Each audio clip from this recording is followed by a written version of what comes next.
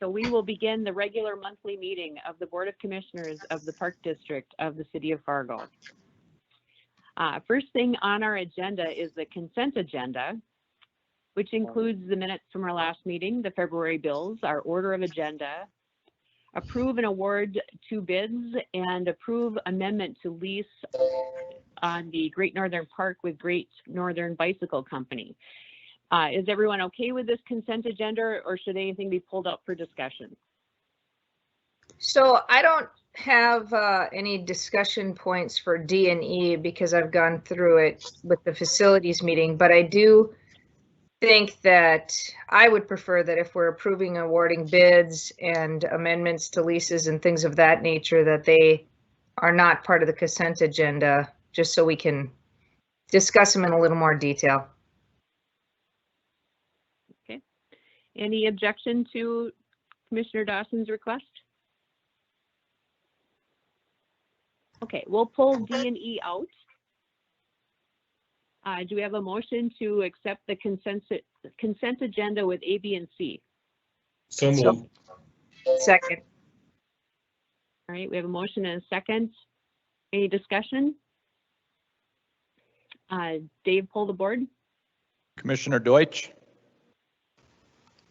Aye. Commissioner Rosted, Yes. Commissioner Dawson, Aye.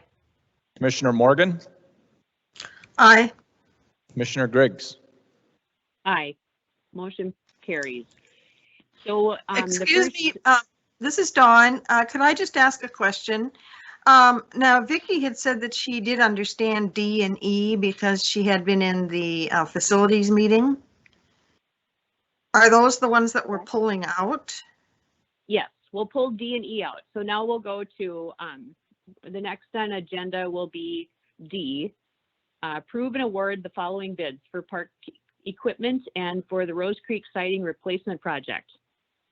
So are those the 2 that you want to discuss? Yeah, Yeah, that yes. one is one, and then the second one is the approval of the amendment for the Great Northern Park. So we'll have discussion on those. Okay. One of the things that we had talked about in creating the consent agenda was that many of these items were already understood, and so it wasn't necessary to spend the time going over the details. Correct. So I'm just wondering, why is it we want to pull them out now?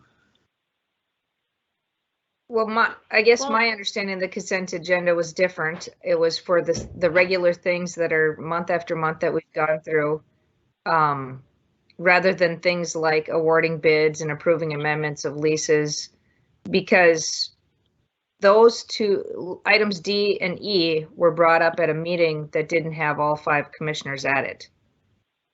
So that's just my thought. Now, if somebody else has different thoughts, I mean, we can talk about this as how we handle the consent agenda going forward, but I think it's important when we're awarding bids and signing leases that we're at least reviewing it. And I guess I can speak, what our thoughts were from the staff wise when both items were presented at the facilities committee meeting. We did have 2 commissioners there, and if it would have been recommended to move forward to the full board for further discussion, we would have then put it on the regular agenda. But since it was recommended to move to the full board for consideration for approval, we thought that we could just put that on the consent agenda. That was our thought process. Yeah, and I agree with that thought process. I think a lot of times we get out in the weeds on some of these discussions, and we need to be able to trust the directors and the commissioners that serve in those different committees to be able to talk these things out. And if there's not controversy, I don't see why they shouldn't remain on or be put on the consent agenda. Because that was really the reason that we started talking about it to begin with, is if it's unnecessary discussion at the board meetings. But I mean, since we voted now to do this, let's do it. But I would suggest that going forward, maybe we have a wider view and knowing that good decisions have been made in committees. Joe and So I Gary, do guess, you have any input? Madam President, would we want to move those items D and E to 9 and 10 then? Oh, I suppose that would be, I thought we'd just take care of them right away since we're just pulling them out of the very first thing on our agenda, but I was just thinking, just so we could stick with our regular agenda item numbers, starting with 1, recognition of audience, and move them Okay. to the end. is there any, anyone who objects to moving D and E to 9 and 10? No There being objection. no here, objection, we'll, but the only thing is we should probably, as a board, decide how we want to handle consent agendas so we're all on the same page. I agree with that. I guess I already said what I think about it because, you know, there's so much study that goes into by the directors and their staff and then the commissioners in all these meetings. And so I'm kind of in favor of putting the trust behind them. I don't disagree with what you're saying, Don. I do agree with Vicky that even if anything that requires spending of money, I would rather, I think it would probably be better that we have an actual vote on it so that it's on the record. And if we do have any questions, we get a chance. It's not likely after Dave briefs us on the mower he wants to buy, I'm gonna object or suggest we go back and try and find a different mower. But I think just from a philosophical standpoint, if we're voting on things that require spending of money, I probably would prefer an up and down vote. Well, would it be possible to set a threshold of money being spent? Because on some other boards that I've been on, there's a certain leeway for decision making that goes to the directors in confidence. And maybe what we need to talk about, and it doesn't have to be right now, is what that amount might be. I mean, there's a difference between $3,000 and $30,000. Point of clarification, what isn't it $10,000 is what we're usually bringing forward right now? It's Okay. typically $50,000 is our bid limit, so that's typically what we'll advertise for bids and then bring to the board for approval. Okay, so then if you set your, I haven't been here that long, but if you set that threshold at 10,000 or 50,000, I think we should talk about that now so that we know what can go into the consent agenda. So Okay, just in looking. one reason I like them to be separate agenda items is, just for example, as a resident of Fargo, if I were going to go see what was going on in the Park District, I would be inclined to look at the meeting minutes, the board meeting minutes. I wouldn't necessarily go looking for all the committee minutes and everything else. And if I saw this, I'd say, they approved these bids, but there's no details about any of these bids, or they approved this amendment, but there's no details about this amendment. And if I went back to last month, it wouldn't be on last month's either. And so I think the board meeting minutes, if it's included as regular agenda items, it's going to include the details of these two items, D and E, one that approves money and one that approves a lease. And so I think, just for logistics sakes, that's the other piece of it that I would like, is I just think it makes sense for those all to be together rather than somebody saying, gosh, I wonder where this was talked about, or I don't know where to find the details on this. And maybe that's just the way, I'm thinking, but that's one other reason I think having it in the regular agenda would be useful. Isn't park equipment something that comes up all the time? I mean, it's a consistent purchase, nothing out of the ordinary. that's true. It is a consistent purchase and it falls within our budget. So I think we just have to determine at what comfort level are we in putting things in a consent agenda. So we regularly change out park equipment, you know, if it was a brand new park, it would come under a regular meeting agenda, but if it's, you know, we're replacing the park equipment at Lindenwood Park because it's run its course and it fits within our system and it went through the budget process, it already has been debated on what would be done. And the Rose Creek siding project would be a maintenance issue, which again, we have continuous maintenance. So I think we have to determine as a board what level of comfort we are in having things under consent agenda, that they've been vetted properly by our staff and whoever was on the committee, and the facilities committee, or the facility meetings are open to not only the public, but all commissioners. And sometimes we're all there and sometimes just two of us are. So I think that the question is maybe not necessarily specifically what's in this, but what would be our, as Jerry said, our philosophical thought on, you know, at what trust level do we have that it's already been vetted through the process? The information would be in our budget meetings, and this is just the filtering out throughout the year. So I could see it both ways. Yes, I agree with that. And something like, you know, that is already in the budget, for instance, the siding replacement, you know, I mean, that's such I mean, it's not saying that, I don't know what the amount of money is, but it's not an unusual expense. And I would think that we would have the trust to allow the maintenance to proceed. I doubt that there'd be any question about whether proceeding is the right direction. Great. I think maybe we need to have more discussion. I think we should put this on the facilities committee meeting for the next facilities committee, and we can all think about what we think should be in a consent agenda, and then either bring our thoughts personally to that meeting or filter through each other to see where we should land on this subject, since it's kind of our first time with this issue.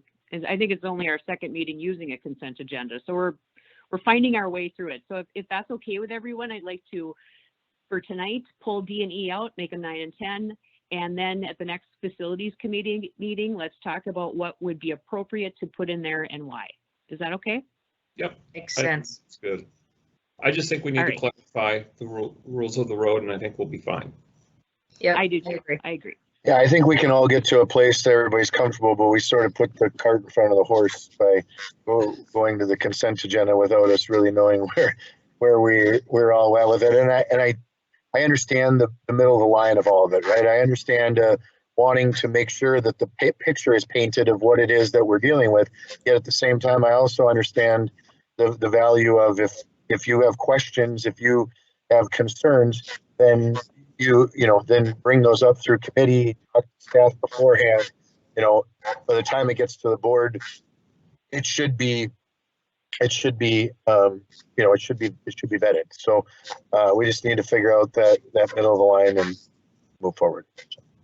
Yeah, and I think, well, I do know that with the city of Fargo, if the consent agenda comes out and one of the commissioners would like more discussion, that notice is made before the meeting rather than at the meeting, as you said, Joe. Okay. Yes. Yep. All right. Well, we're going to proceed now so we can keep moving on. And our next item on the agenda is recognition of audience. And I apologize, I can't see the audience at the depot, and I apologize that timing took me out of town, so I'm on the phone.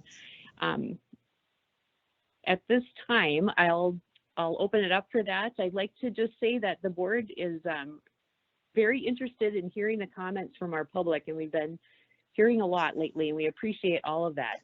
We ask that each speaker tonight who has signed up to address the board state their name and address for the record. We would also ask that speakers refrain from using this forum to criticize or complain about a specific employee by name. The board is interested in your comments and willing to listen carefully, but is not obligated to respond to or debate issues in this forum. Should you desire more information from us, please send us an email or give us a call, because we do want to hear from everyone. We appreciate and value all of the comments that have been coming in. And in a matter of time, we are going to just allow 3 minutes per speaker. So with that, I'll leave it to Dave to tell us what's up next. Who's up next? Thank you, Madam President. We do have 2 speakers signed up for tonight.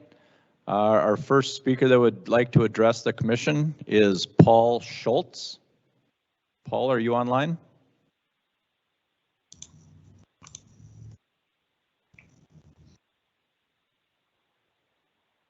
You might be muted, Paul.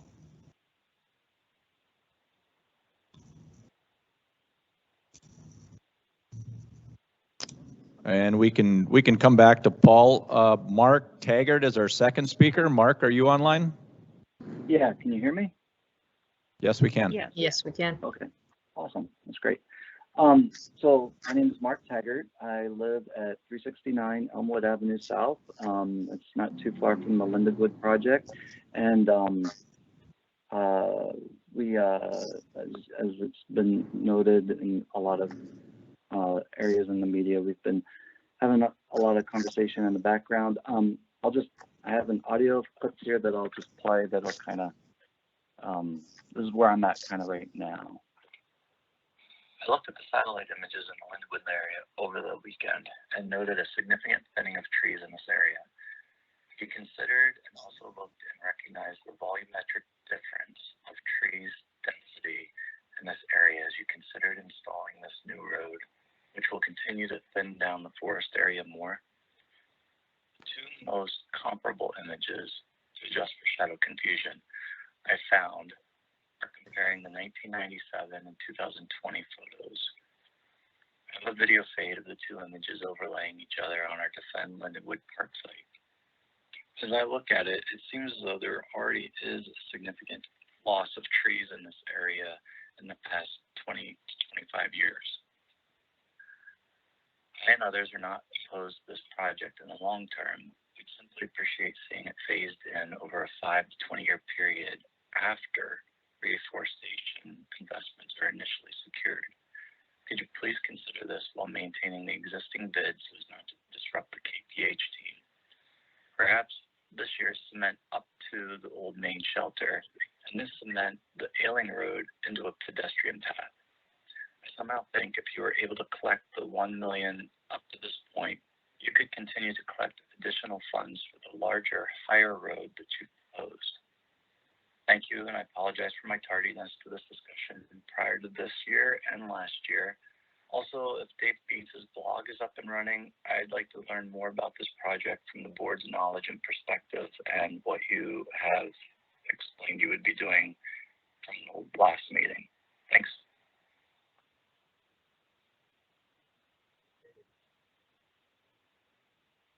Thank you, Mark, for your comments.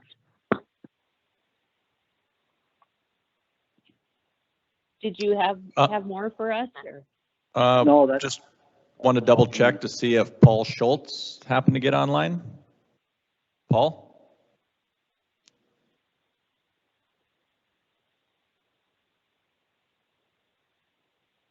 Okay, sorry about that. Mark, did you have any more comments? Well, I guess there are some people who are curious about a pollinator space in this area. And then there's like a master plan, I think, that's been talked about for the park in general. Is that something that can be shared? I guess I'll answer that one, and Dave Beats, feel free to jump in if I miss anything.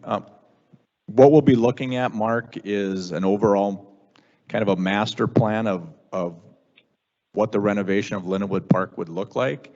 And I believe we'll be sending out, some input gathering surveys and public meetings to try to get a feel of, what the residents of Fargo would like to see down there. We have a general idea, but, there'll always be choices to be made, and then, maybe some ideas we didn't think about, but that's going to be part of our master planning process.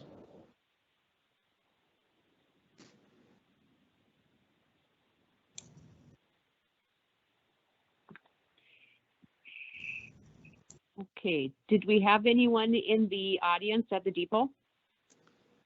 No, Madam President, there is nobody here to make any comments to the commissioners. Okay, thank you.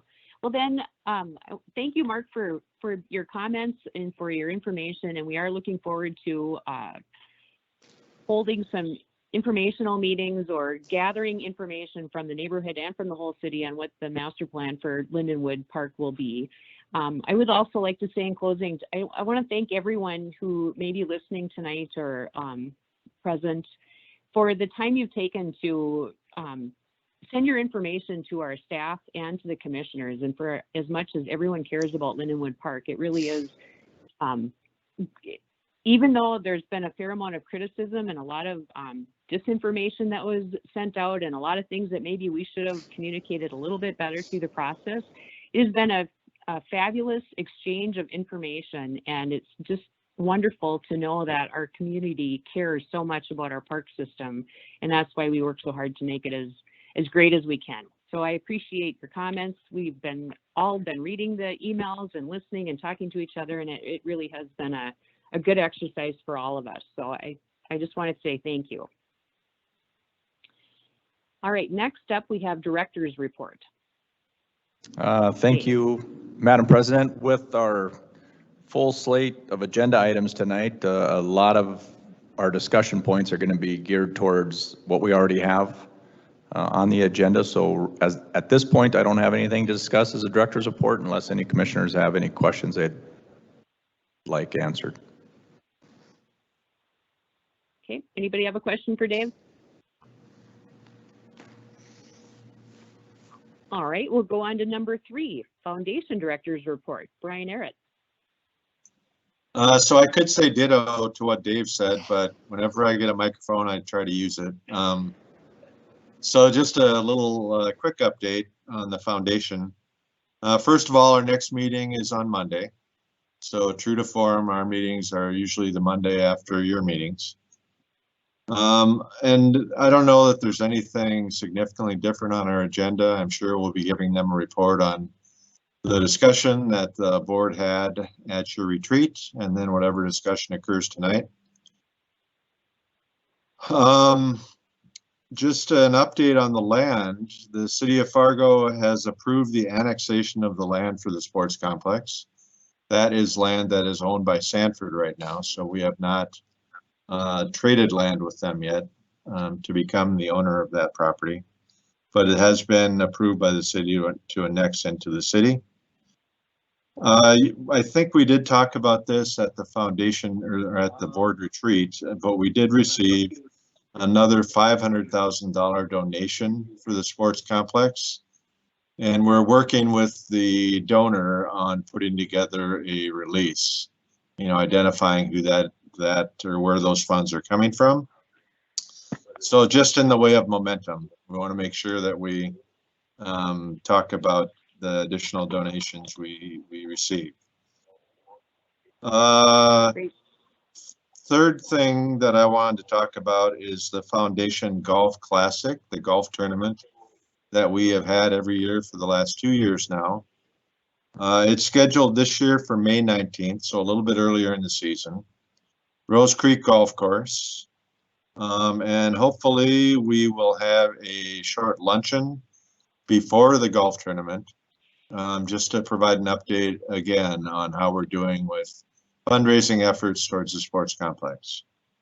So that's kind of what I have to report on. I'd be happy to answer any questions. Okay, any questions for Brian? Thanks. All right, we're kind of a quiet group tonight. Thank you, Hey, Brian. Brian, you need any drivers for Meals on Wheels?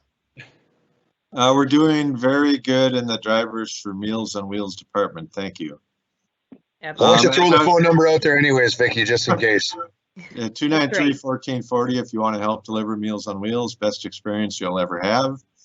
But in that vein, with respect to meal sites and senior centers, we've been doing takeout meals ever since March 18th.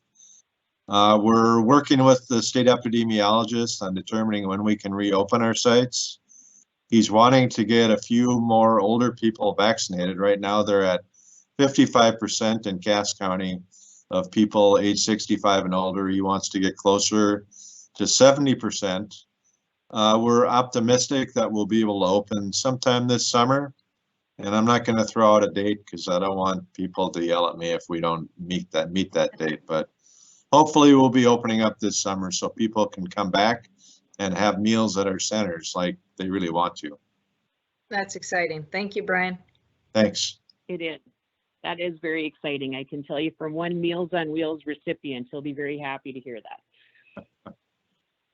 All right, number 4, board to consider for approval of fargo-moorhead Community Theater long-term lease agreement and proposed site expansion. Dave Leaker, presenter. Thank you, Madam President.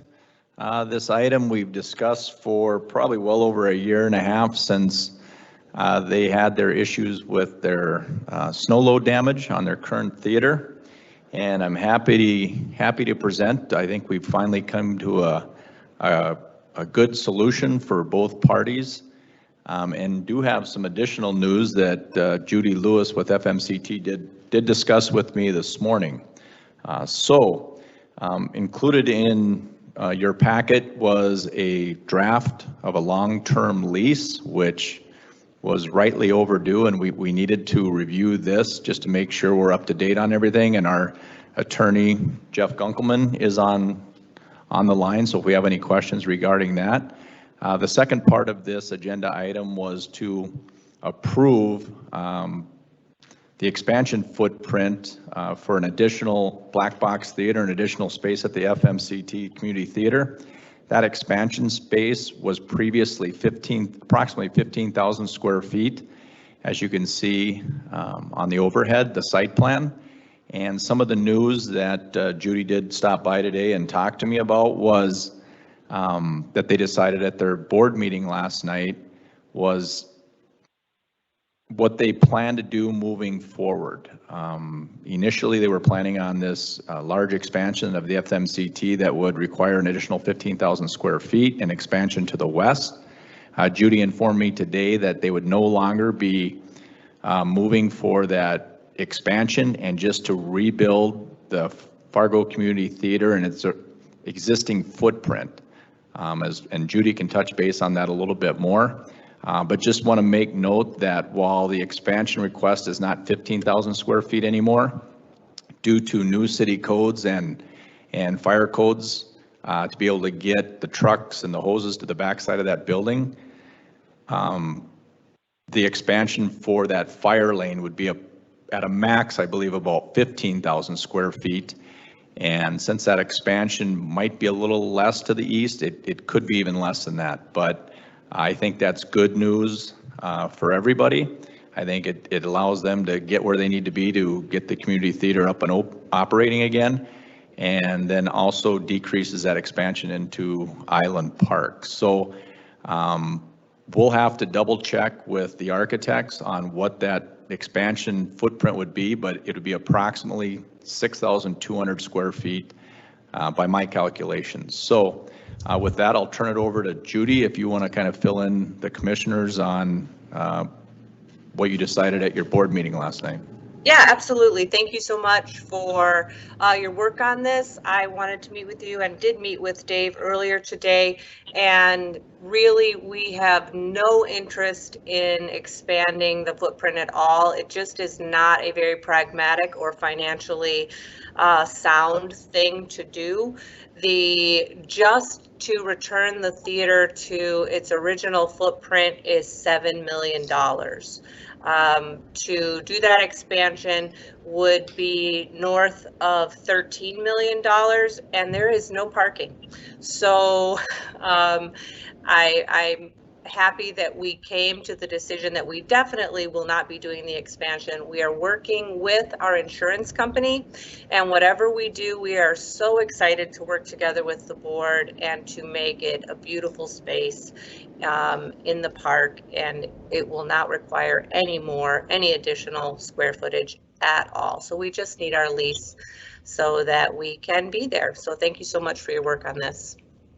Thank you, Judy. And just to touch on some of the high points of the lease that we have been working on for the last 2 months, And it was good research that we did.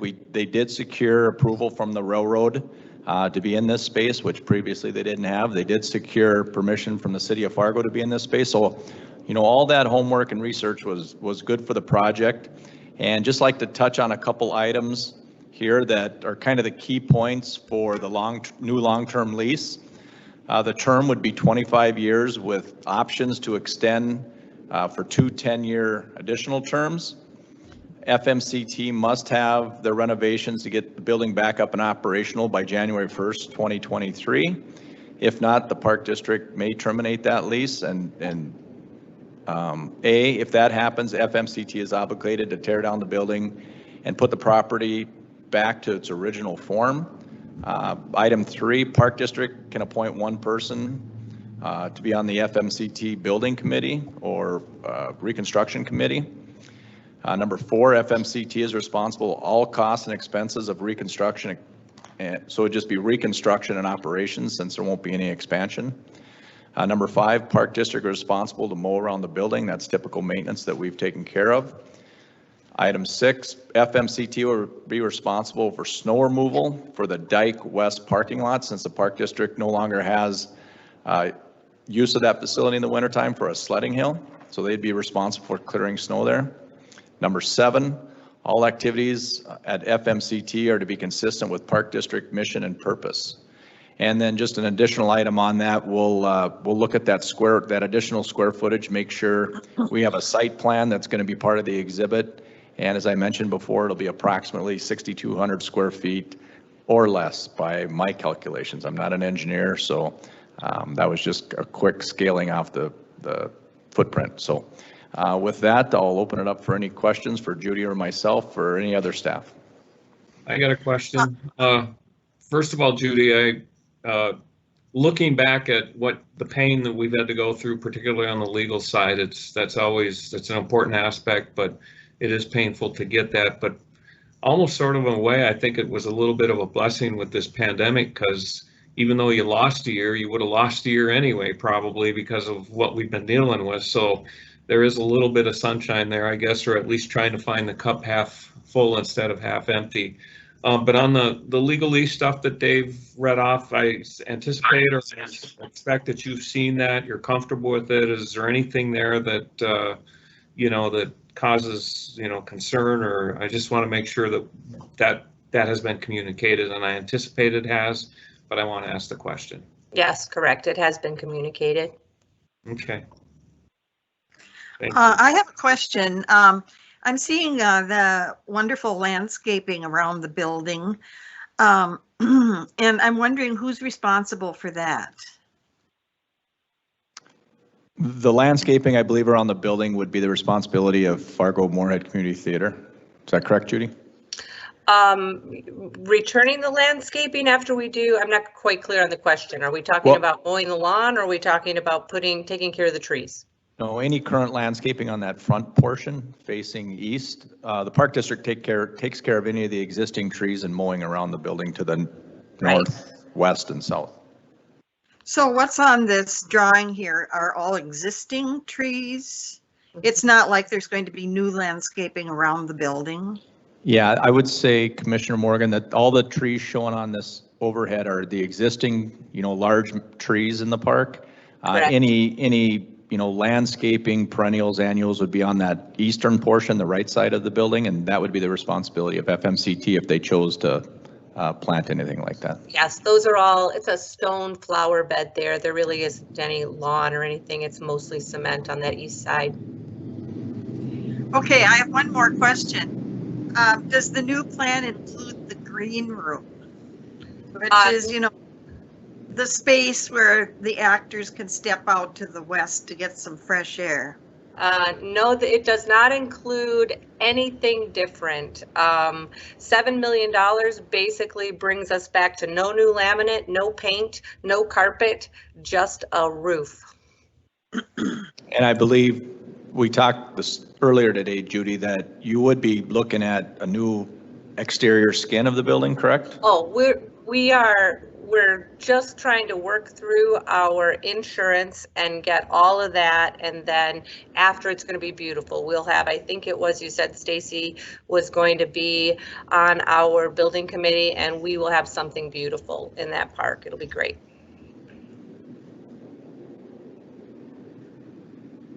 Well, this is all good news. I'm glad to see that we're back on the rail and we've got a future ahead of us. That's a beautiful facility, and I look forward to post-pandemic going to a show. So, Yeah, and maybe I can clarify a little bit here. You know, they are going to receive some insurance proceeds to repair the building, but what they're looking at with the additional money to get to $7 million is probably some upgrades on the exterior and then the interior, correct, Judy? Oh, well, that $7 million doesn't do any upgrading, so we definitely, it won't, honestly, which is why we're still fighting with the insurance. That's what's taking so long. So we will, hopefully by your next meeting, have all that buttoned up, but we won't let it look bad, I promise. Thank you. You're welcome. Thank you, Judy. Yeah, thank you. Thanks so much. Thanks, Judy. I just want to clarify, is the fire lane or the fire road still going to be going in, or has that been kiboshed too with any expansion? No, per new city fire code, they need access to the rear side of the building. So that will have to go in. That's that additional 6,200 square feet. And that will be paid for by FMCT? That will be paid for by FMCT. Okay, so that is the north sliver or the top of the picture that we see where it kind of waves around and then bends around the corner of the building. That's all going to be a concrete path that a fire truck can get down. Correct. Okay. And so should they choose to expand in the future, that's already going to be done and set up for, and would work with any future progress too? Correct. Okay. I think the fire road was a requirement as the structure stands now, isn't it? It's kind of a once they have to reconstruct it, then the new codes have to be, they have to update to new codes. I mean, if they were kind of grandfathered in until they did any remodel. Gotcha. Okay. Okay. So do we have a motion? Well, first of all, is the lease that we have before us today, it does include an expansion. Do we have to go back to the drawing board and create a new lease, or can we approve the lease without the expansion language tonight? And we can rely on Jeff to answer that, but I would say we could approve the lease contingent on changing that exhibit to show the correct square footage. Jeff? Yeah, I mean, I think there might be some just cleanup work in terms of, you know, maybe we remove the word expansion that's probably in there 100 times. Other than the fire lane. So there might be some cleanup work in the lease, and then we still need to hammer out the details of the escrow agreement that's part of this. At Fargo Park District can kind of oversee construction, which will be part of the building committee, which FMCT has agreed to. But so what I would say is that, you know, any changes that we make are not going to be, you know, legally substantial in any means. It's going to be just cleanup work. And so I think if you know, we've done this in the past where we've approved the lease contingent on legal counsel making final edits to the document as necessary. And if for some reason, something of legal substance comes up, then we could bring it back to the board. Makes sense. Is everybody comfortable with that? Sounds like a motion to me. Okay.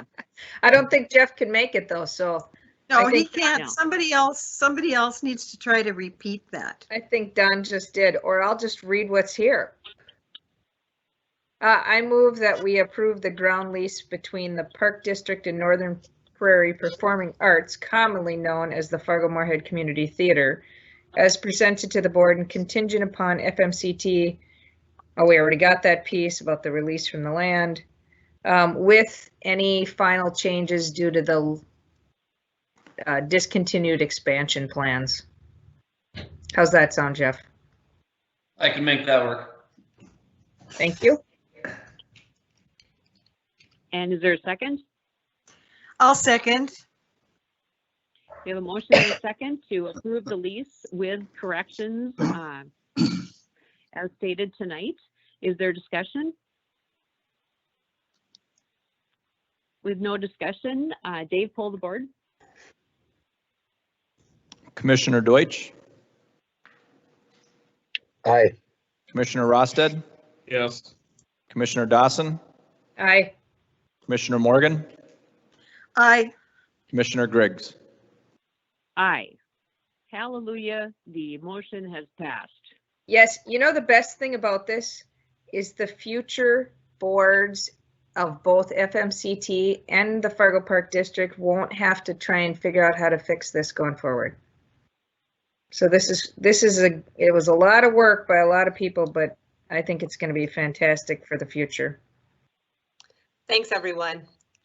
Thanks so much. Thank you, Judy. Thanks, Judy. Thanks, Judy. Yep, have a Good great luck. night. Thank you.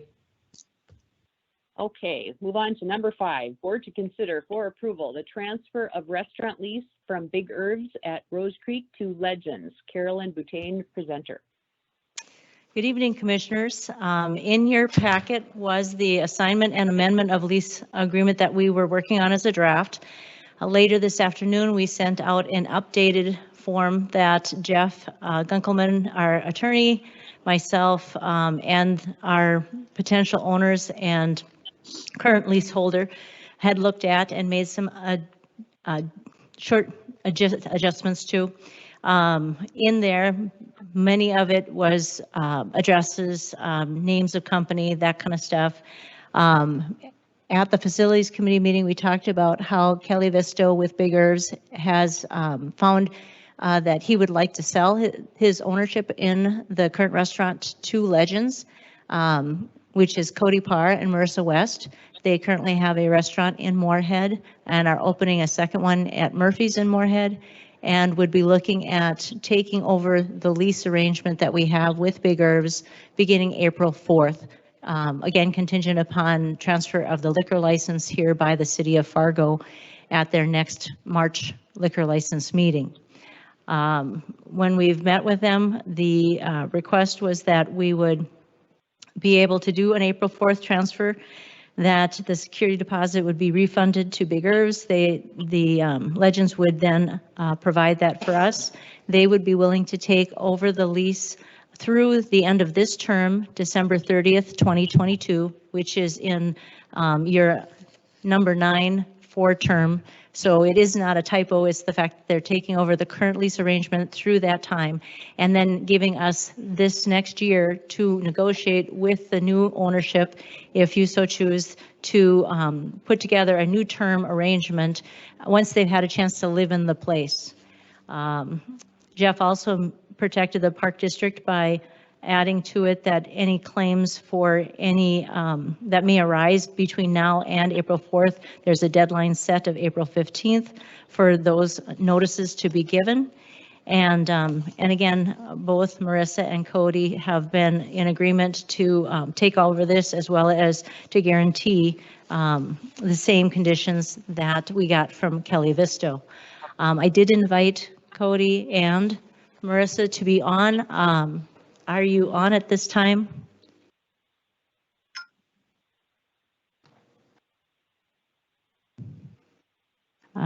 They did say they may have some conflict, but they are very excited to take this over. They've been working quite diligently on setting up some weddings.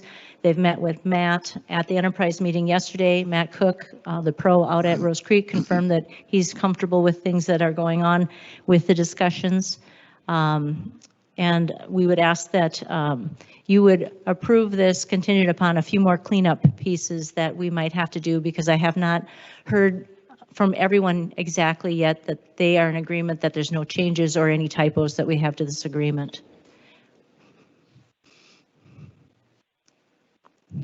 Any questions? So I assume Jeff is involved in the negotiation through all of this?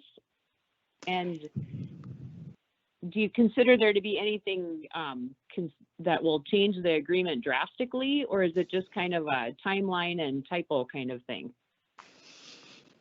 Yeah, I spoke with Kelly Visto's attorney today. He had some minor changes. We made those. Caroline should have got those ones over to you. And then the only thing that was outstanding, and I talked to his attorney on it, is the release language. I just wanted to be kind of clear is that, we're going to execute this assignment today or, in the next couple days potentially, but it's really not taking effect until April 4th. And so, there might be something that comes up that Kelly does something wrong in the next month that we don't know about yet. And so that's where we added the language in that we'd have 11 days after the expiration of the lease to put Kelly on notice of anything that could come up in the next month that we don't know about yet. And that's the only added change that we just haven't heard back from his attorney on yet. And we discussed it on the phone and we both agreed that it needed to be added. Okay.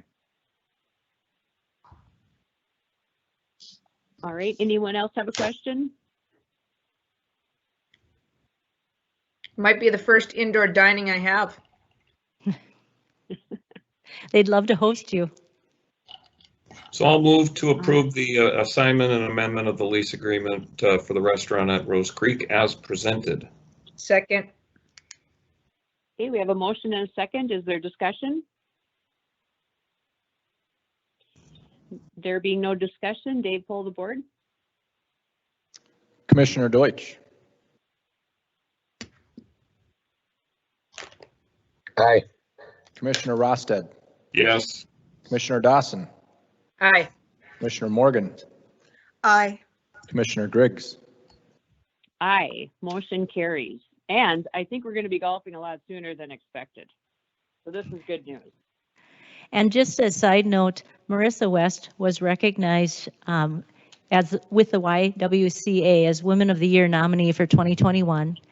And the Legends Restaurant has been recognized as the best of in fargo-moorhead. So I do believe we're getting a good ownership group here. It's exciting. Well, congratulations to her. Yes. Thank you for sharing that. That's good news. Okay. Next up, number 6, Board 2, continue discussion on fundraising scenario for the following projects. Fargo Sports Complex project and B, outdoor pool at Island Park project. Dave Leaker and Brock Leitz presenters.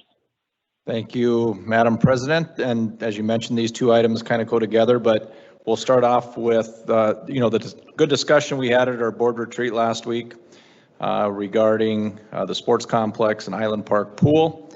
There was a needs assessment study done for recreation facilities in Fargo. It was conducted in 2016 by Greenplay. This was a 6-month study that it elevated all current Fargo Park District facilities and meetings with over 60 youth adult user groups and 6 stakeholder focus groups, meetings with the public and a public forum. Results of the study indicated a high need for a community indoor recreation facility and included the following amenities: walking track, 2 or more indoor turf fields, 8 basketball courts, and future ice in South Fargo. At the January 12th, 2021 Park Board meeting, the commissioners voted unanimously to support the Fargo Sports Complex and direct administration to continue pursuing public-private partnerships to move the project forward. The Fargo Sports Complex has an estimated total cost of $77 million. This includes an estimated $65 million in construction costs, $6.4 million in construction contingencies, $5 million in financing costs, and $850,000 as an annual escalator estimate. To date, the Fargo Park District Foundation has secured $21.5 million in private pledges towards the project. The Fargo Park Board and administration have openly discussed the Fargo Sports Complex as a public-private partnership with a goal of securing 60% private funding and 40% public funding. Discussions have also opened the door to a 50-50 funding scenario for the project completion. At the Fargo Park District Board Retreat on February 24th, commissioners discussed in detail the funding options available for attaining the $77 million goal for the Fargo Sports Complex. The commissioners agreed that the next step in the progress towards the project becoming a reality is for the Park District to make a commitment for public funding a portion of this project. At the retreat, Brock and I presented the commissioners with options for considering regarding bonding capacity and cash availability for the Park District share of the commitment. District funding for the Fargo Sports Complex will come from existing cash reserves, operational and capital efficiencies, and debt financing. So that's kind of the background of the project, and we can open it up for further discussion, unless Brock wants to add anything. Nothing to add on my part. I would just be available to answer any questions commissioners may have.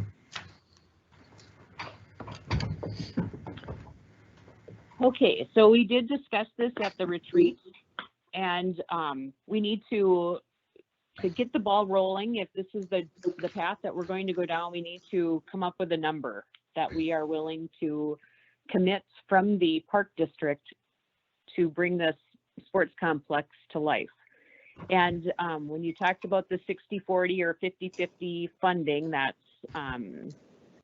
private and public being our portion. And our foundation will continue to fundraise. They're currently at the $21.5 million mark right now, and hopefully we'll continue to soar on that with the hard work that they're doing. So the discussion is, what are we willing to say is our number, basically, in this whole scenario? And that's what we need to come to tonight. Does anyone have any statement they'd like to make, or get the ball rolling?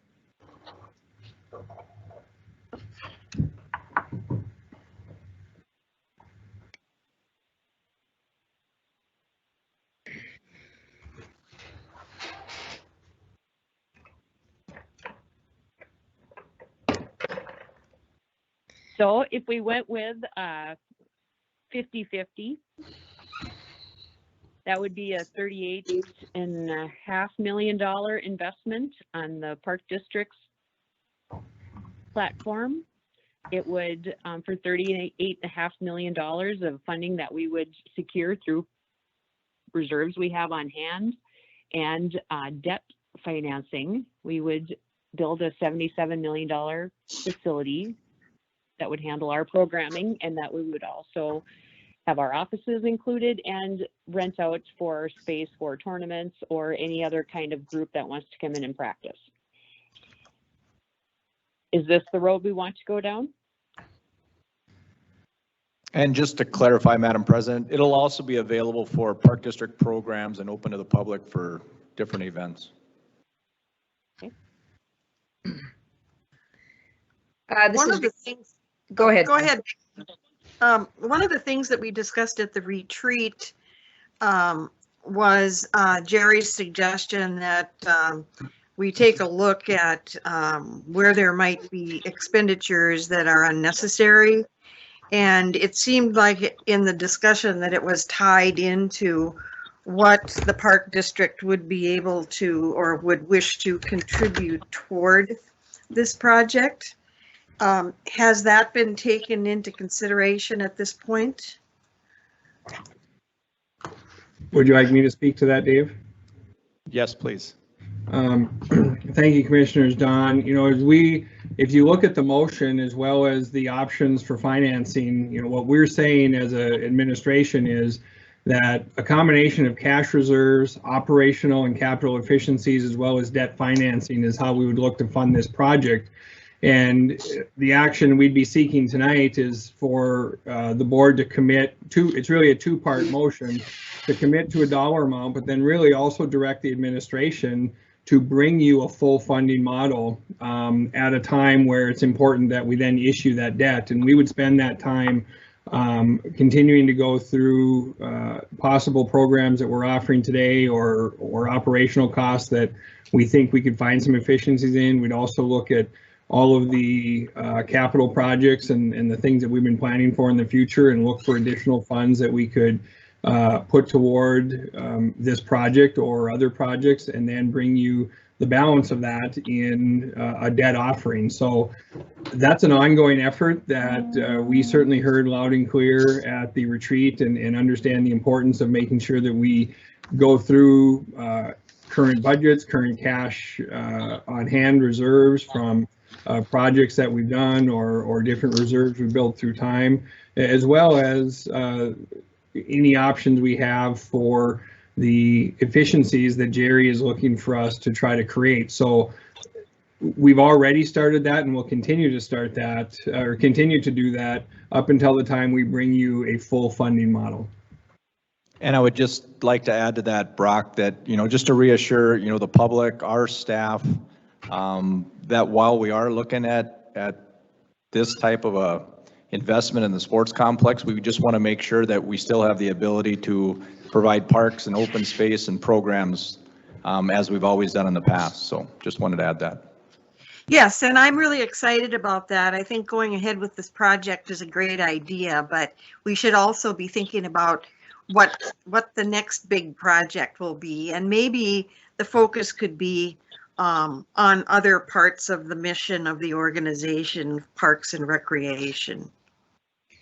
Well, that's a perfect segue into one of my thoughts with this, and where I sit with the funding by the public is, you know, we've got another large project in the Island Park pool that we're going to be having to address here sooner rather than later. And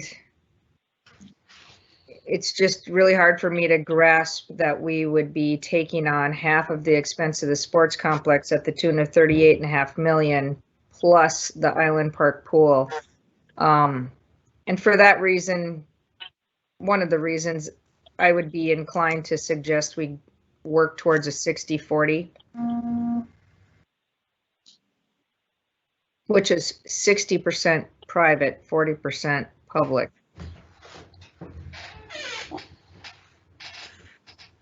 That seems to me to be a good place to start. What are the risks rewards of 60-40 versus 50-50?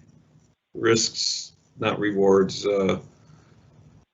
What do we need to be thinking about financially by making that decision 60-40 versus 50-50? I get the part where we want 60% private funding, but does that put any jeopardy on what we're doing here, or what kind of jeopardy maybe? I don't. And is that a fair question, Brock or Dave? Yeah, I mean, I can start on, Brock and jump in. I guess, you know, our staff recommendation, I guess, you know, I think a 50-50 split is a good place to start, just because it, you know, it matches public dollars with private dollars. And if we set our limit at $38.5 million, we can always come down if the donations come in. But once we commit to that number, and I'm not sure, Brock, if it's 30.5 as a 60-40 split, but it's going to be real tough to go back and try to increase that number. So I guess my thoughts are, you start with the 50-50 and you try to improve on that, knowing that there's always a possibility that it might just be a 50-50 split. So Brock?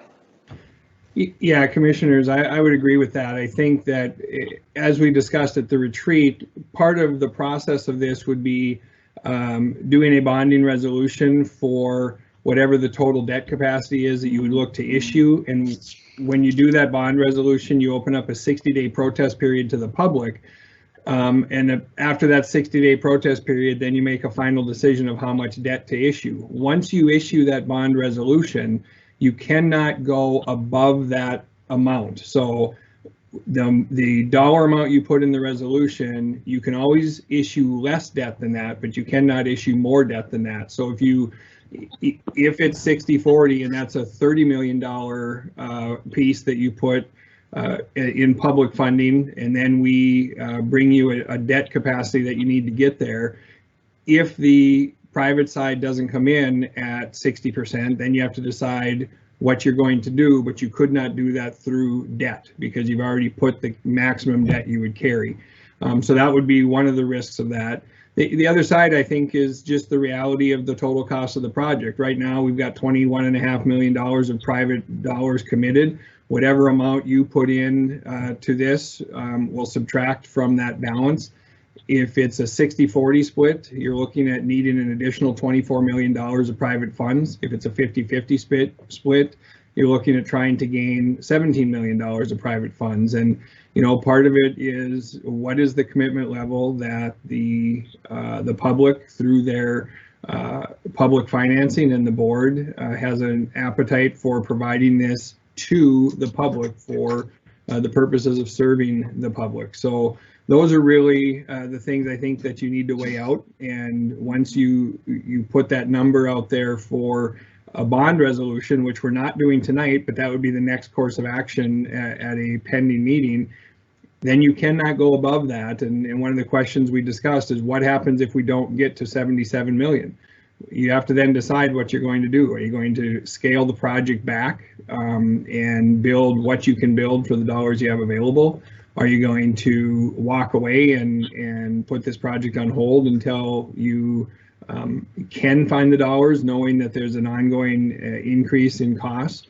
Or are you going to find some other way to increase the public portion? And so I think that's really what you have to weigh out from a risk reward standpoint, and what's the message that you want to send to your private partners.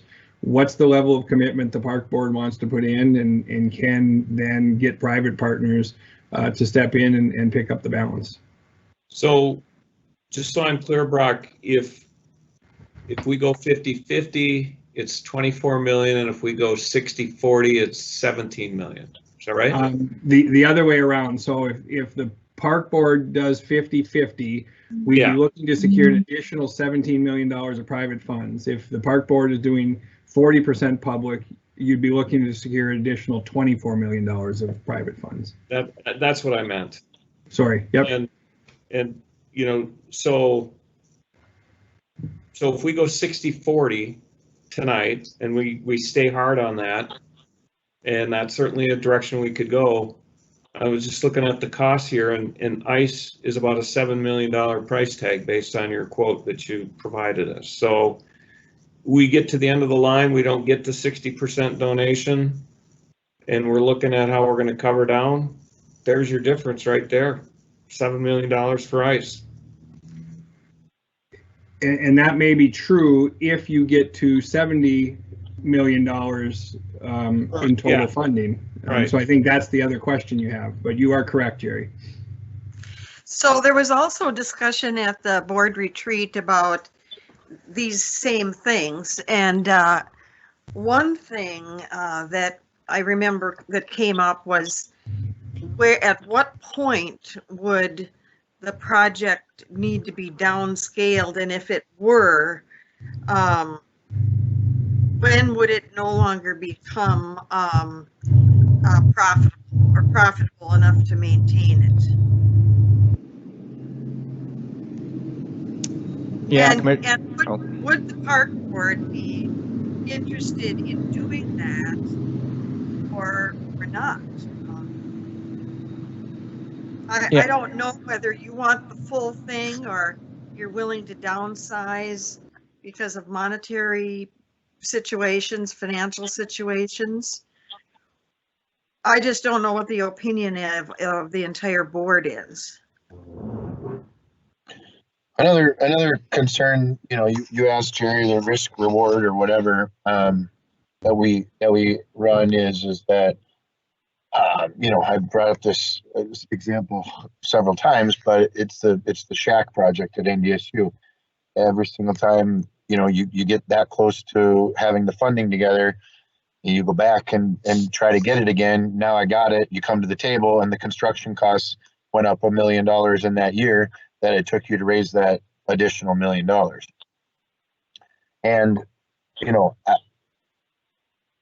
our discussions that we've had with Brian, at least in this retreat and stuff, the dollar amount that we're looking at still needing to raise, even if we do commit to that 50% mark, is still how many $1 million, Brian? 17 million. $17 million, which isn't going to be easy. So it's not as if by getting to that 50% mark, we are saying, oh, you just go ahead and stop, Brian. We'll spend taxpayer monies to get this project done. It's more so, continue to to plug on and see if we can get that percentage down lower than the 50-50. But at the same time, you know, it's a I don't even want to say a realistic goal, it's a stretch goal, that we need to go out there and get that, but it's going to become, you know, it's going to become more feasible for him to get those dollars out of people when they see that their dollars are going to an end goal as opposed to being thrown into the large pot right now, not knowing where that pot begins and ends and whether or not it's actually going to come to fruition. That's true. And then the other thing is, everyone knows, is the interest rates are really great right now. So I think this is the time to act and go forward with a full vision. I agree. And go ahead. You know, one concern I have is when this project started, the original commitment by the Park District, I believe, was 10 million for ice and 10 million for the others. So it was a $20 million commitment. If it's a 60-40 split, it's a little closer to that original amount. If it's a 50-50 split, it's 18.5 million, almost double the original plan by the Park District. And again, I'll bring up the pool, the Island Park pool. We're looking at a lot of money that the public is going to be expected to help fund this place and the Island Park pool. And there's a big difference between 40% and 50%. Yeah, and maybe I could just add a little bit to it. As been discussed in a previous article, you know, the 7 or 8 new recreation facilities throughout the state of North Dakota, all but 2 of them were the majority of you know, the funding came from the public sector with some fundraising. The only exceptions being Choice Fitness in Grand Forks and then Valley City, who had a very large donor that committed a very high percentage of that project. So the vast majority of the projects around North Dakota are publicly funded one way or another. So as I mentioned before. Dave, even in Valley City, a third of that is the university, which is publicly funded. So your university, Park District, and Gunkelman / membership. Yeah, yes, correct. And that's kind of what the point I was reaching. I mean, I think a 50-50 is still a good public-private collaboration, so. Okay, so I'm just going to circle it all the way around again. In 2016, we had a 6-month study done with the user groups in the Park District that determined that what was needed in our community was a walking track, 2 or more turf fields, 8 basketball courts, and ice. At the time I started on the board, I believe the project was right around $60 million. And I don't ever remember an exact number of saying the Park District is going to contribute 20 million, and I definitely don't remember it being split the way you do, Vicki, but I do remember that it was about 60 million, so we're up 17 million off of that. The project that we're looking at building includes the walking track, it includes 1 turf, 6 basketball courts, 1 sheet of ice, so it isn't even the same size as what has been recommended for our community 5 years ago, and we've grown since then. If we look at the project at a 50-50, and I'm just going to use this as even numbers and the highest end of borrowing. If we look at a 50-50 split, that means that the community will receive a $77 million facility for $38.5 million, of which money we'll find through efficiencies that our staff will go through and make sure that our budgets are as lean and mean as possible while continuing to keep up the excellent service that we have now in all of our facilities and our open areas. And we'll work hard to get private funding to come in. If we chose that route and all of a sudden this project takes momentum and private funding picks up and our Brian and Craig are able to secure more in the private funding, there's a good chance that it could even go to a 75-25 split if we got really lucky, but we wouldn't have to immediately start lopping off parts of the project. And when we get to the end, instead of having 2/3 of the project, we could be closer to having 100% of the project, and we can make that determination at the end of the period of the timeline that we set forward. And correct me if I'm wrong on the funding, but we can, if we name a number for the debt financing, we can come down. We can't go up, but we could come down. If we name that number too low and private funding doesn't come through, we have to be ready to scale the project, put the project on hold, or just continuing the project altogether is the way I see it. And maybe I'm wrong. I don't know. It's just my opinion. But I feel as though if we went with 50-50, 38.5 million from the Park District, we can come down from that. We don't have to approve that at the final stage of when we decide to make the building, but it doesn't put us in a hard place of saying, well, we really wanted to build it, but we were short by, 6.5 million or 9.5 million or whatever the number comes to, or $1 million, and with every year that we push it off, we know it costs $800,000 to $1 million more than it did last year. And so Don had a good point. The interest rates are low. I think we're kind of at a point where we just have to determine how badly do we want 100% of this project. Well stated, Stacy. And at the end of the day, I still think a 50-cent on the dollar investment, the community is going to get a huge, wonderful facility that will be there for generations to come. And so, like you said, we can always scale back, but I'd rather start at the level where we're at the top, if you want to call it that, and we can always back down, but that's a better direction to go than to continue to climb up the hill. So. And talk about a community ROI, right? The CVB's committed $1 million to this project. That's twice as much money as they've ever committed to any project, which tells us the people who are going to benefit per se, which is the community, can see that and know that. So it's not just that we're getting this beautiful facility that's to use per se, but we're also getting a return on investment by people coming to our community, eating in our communities, sleeping in our communities, using our recreational amenities outside of just the sports complex. And at 50 cents on a dollar, keeping our families in Fargo, keeping the regional families regional. And again, Stacy said, well, I might be wrong, but my understanding is it's similar to establishing our original budget, right? For potential increase in mill, you set that preliminary, you can't go any higher than that, but at the same time, you have the ability to move down from that point, correct? Well, there's another point too, and that is that when the pandemic begins to fade, people are going to be coming out and they're going to be enthusiastic about becoming involved with these public projects. They're going to have an enthusiasm for bigger and better and being tired of being sequestered.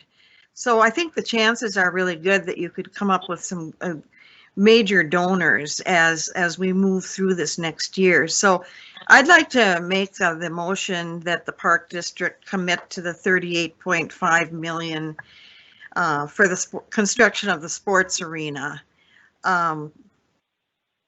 Let's see here what we got. I guess maybe that's good enough. I'll second that motion. Okay, we have a motion and a second. Is there discussion? Brock or Dave, can you give us an idea of what you could anticipate, if you're looking at efficiencies or other areas internally that we would have funding, what would come from external sources as in a increase in the mill? I'll leave Brock answer that one, but just curious, Brock had mentioned this sort of a two-part motion. We'd also maybe want the commissioners to direct staff or administration to provide details on that funding model. So maybe if if that could be added, Commissioner Morgan, and then I'll turn the second part of that question over to Brock. Okay, let's see, what was that language? Can you repeat it? Yeah, it says sample motion. I move that the Fargo Park District commit up to $38.5 million for the construction of the Fargo Sports Complex and direct administration to provide details on a district funding model as needed to determine debt financing needs and timelines. And that's part of that is the efficiencies and then reserve funding if we can come up with some different options. Yeah, I think that's Vicky's question in a nutshell right there. Brock, are you on? Yes, I am. So commissioners and Vicky, so as it sits today, and even a little bit has changed already since the retreat, you know, we've identified approximately $11.5 million in cash reserves that we have found through projects that we had pre-planned for, some of which are directly tied to actions on the sports complex. For example, we've got dollars set aside in the capital projects fund for some improvements to the depot if we were to stay at the depot, because we've outgrown this space and we need to make some changes and do some things to provide for additional office space there. So we look at those dollars being available. We've got dollars that we've set aside through the years in some miscellaneous project funds where we truly have looked at kind of planning for the future and capital projects, and we reviewed that capital projects list, and the Fargo Sports Complex was one of them. So we've identified dollars there, and when we've looked at all of those from a capital perspective, we've identified already at this point $11.5 million that we would put at this or the combination of two projects as we talk about this and the Island Park pool. We also then, as directors, we've talked at our directors meetings about really taking a look at our departments and determining what types of things can we either put on hold for the time being and not impact the service and quality that we provide. Are there projects that, you know, maybe we thought we were going to do next year or the year after that we could wait and do down the road? We also have some dollars that will be coming available from some debt service funds that will be coming off the books in the next 2 and 3 years that will provide extra ability to pay down debt and bring dollars available. So those are some of the areas already that we've looked at, and certainly, you know, we need to look at continuing to provide the services and the programming that are important to the district and the community and serving those constituents. So we don't want to cut off our nose to spite our face and put all our eggs in one basket and not be able to continue to provide the rest of the services we do. But at the same time, we've already started that process and have identified dollars. So of that 38.5 million, you know, we've got nearly a third of that identified in available resources already. And we've got work to do to bring you that model for approval once we need to start that process of what the debt financing looks like. Thank you, Brock. Thank you. Dave, did you want me to repeat the motion with the second phrase there? Yeah, I think that would just be good for staff. Okay. All right. I move that the Fargo Park District commit up to $38.5 million for the construction of the Fargo Sports Complex and direct administration to provide details on a district funding model as needed to determine debt financing needs and timelines. Second. Okay, we have a motion and a second, an amended motion. Is there discussion? Hearing none. Dave, poll the board. Commissioner Rosted. Yes. Commissioner Deutsch. Aye. Commissioner Dawson. Aye. Commissioner Morgan. Aye. Commissioner Griggs. Aye, motion carries. Okay, the 6B, outdoor pool at Island Park project. All right, Madam President, as with the other one, I'll give a little narrative on this agenda item. It kind of goes hand in hand with what we discussed at our retreat last week. Island Park Pool has been a staple for the Fargo Park District, serving the community in one of the oldest parks in the city for decades. Island Park Pool was originally constructed 44 years ago. A typical life cycle of an outdoor pool is 25 to 30 years. Identified as a priority 1 project in the district's 10-year capital budgeting plan, administration has been reviewing design and cost estimates for Island Park Pool for the past year. Current estimates for remodel and replacement range from $13 million to $16 million, depending on amenities and size, which include a combined 50-meter lap pool, diving well with 4 diving boards, splash park, zero depth swim area with play features, lazy river, a group of water slides or water slide complex, and a new 5,200 square foot bathhouse. In November 2020, the Fargo Park District received over 2,500 survey responses with excellent feedback on the needs of a future pool at Island Park. At the Island Park Pool replacement meeting on February 16, 2021, it was determined to eliminate the splash park and the smaller slide, I believe that should say larger slide complex. The reduction in cost of some of these features account for the range between 13 and 16 million. At the Fargo Park District Board Retreat on February 24, 2021, commissioners reviewed the 10-year capital plan and discussed in detail the need for action regarding Island Park Pool. Taking a strategic and visionary approach to funding major projects of this significance, commissioners discussed the option of packaging the Island Park Pool project and the Fargo Sports Complex from a debt issuance perspective as a way of maximizing project completion while minimizing long-term financing costs. Funding this project would come from cash reserves and debt issuance.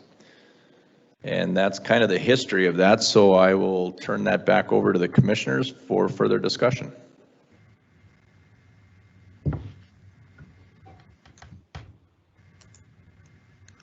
One of the things that, oh, go ahead. No, go ahead, Don. Okay, well, one of the things that came up at the retreat was that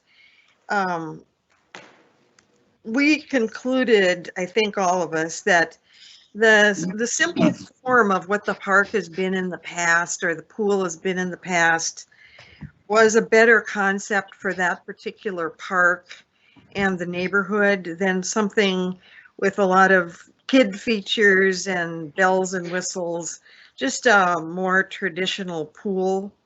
And if it would save money to do that, I think that's the way to go. I think the aesthetic would be improved too. That's all.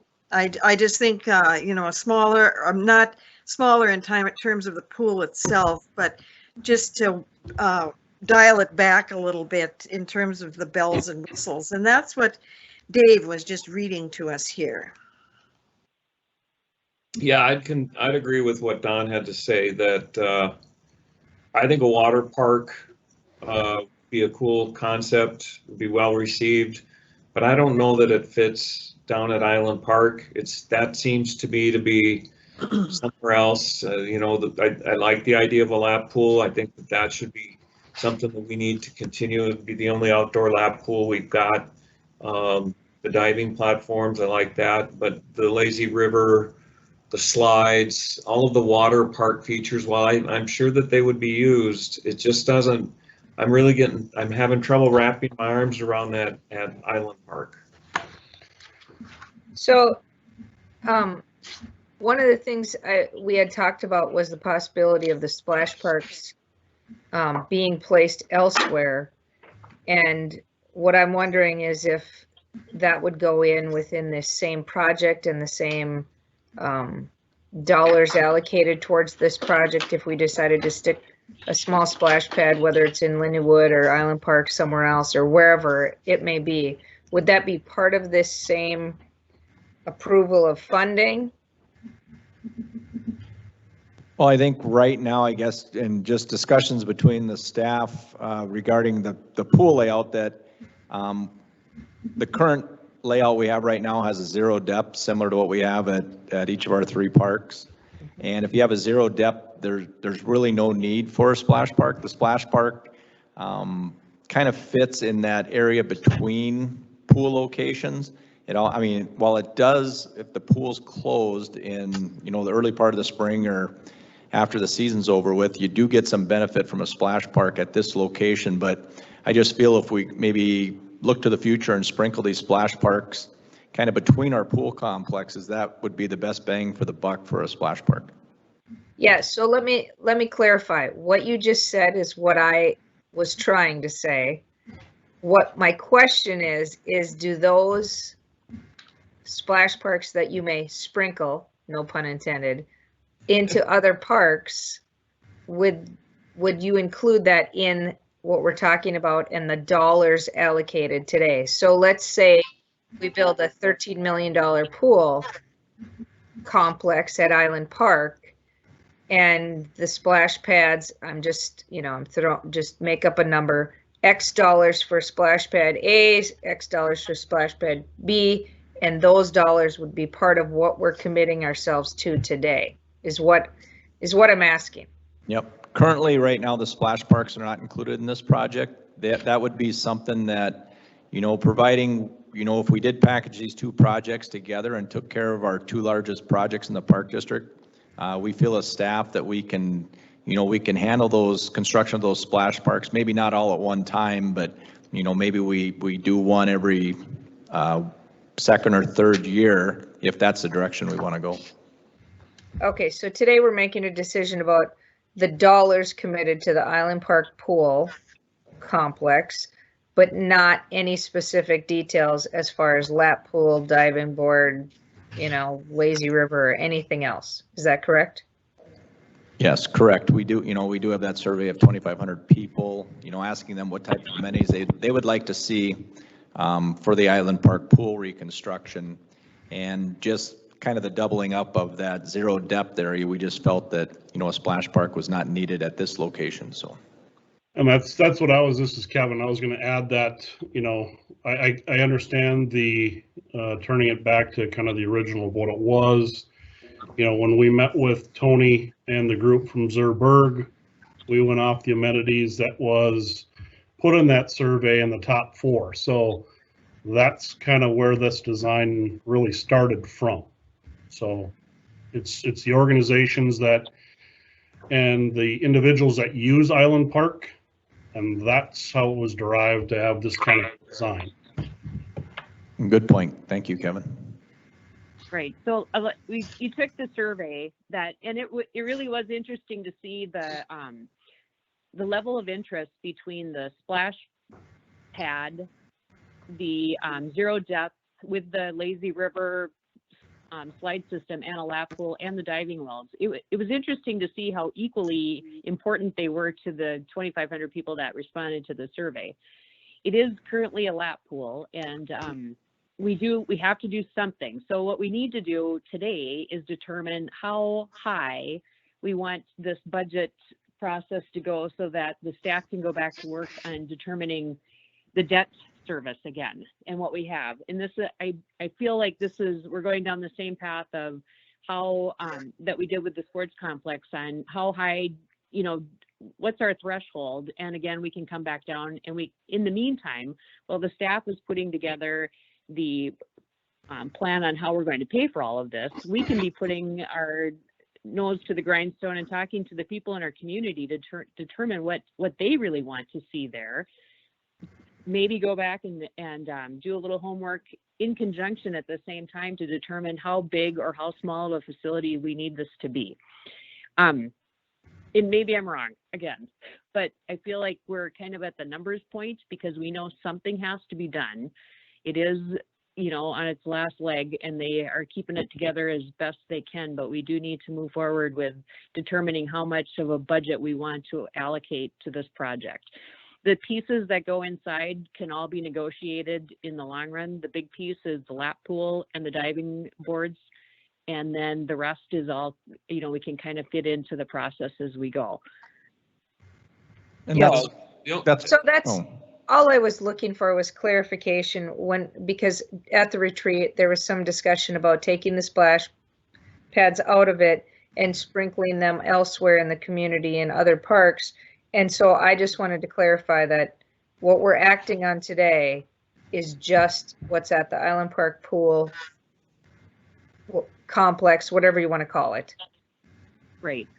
Okay. Nothing specific. And I think I like the idea of having splash sprinkled all over the community. But I think it also goes back to the strategic planning for each park. So we wouldn't want to just necessarily willy-nilly say we're going to put a splash pad in at Lindenwood and then find out the people who use Lindenwood don't care if they have a splash pad. But I think it's part of, that's a whole different project. Yep. I think right now we need to, we just have to figure out, like, we know we have to do something and we have to move quickly. And so just basically we need to land on a number.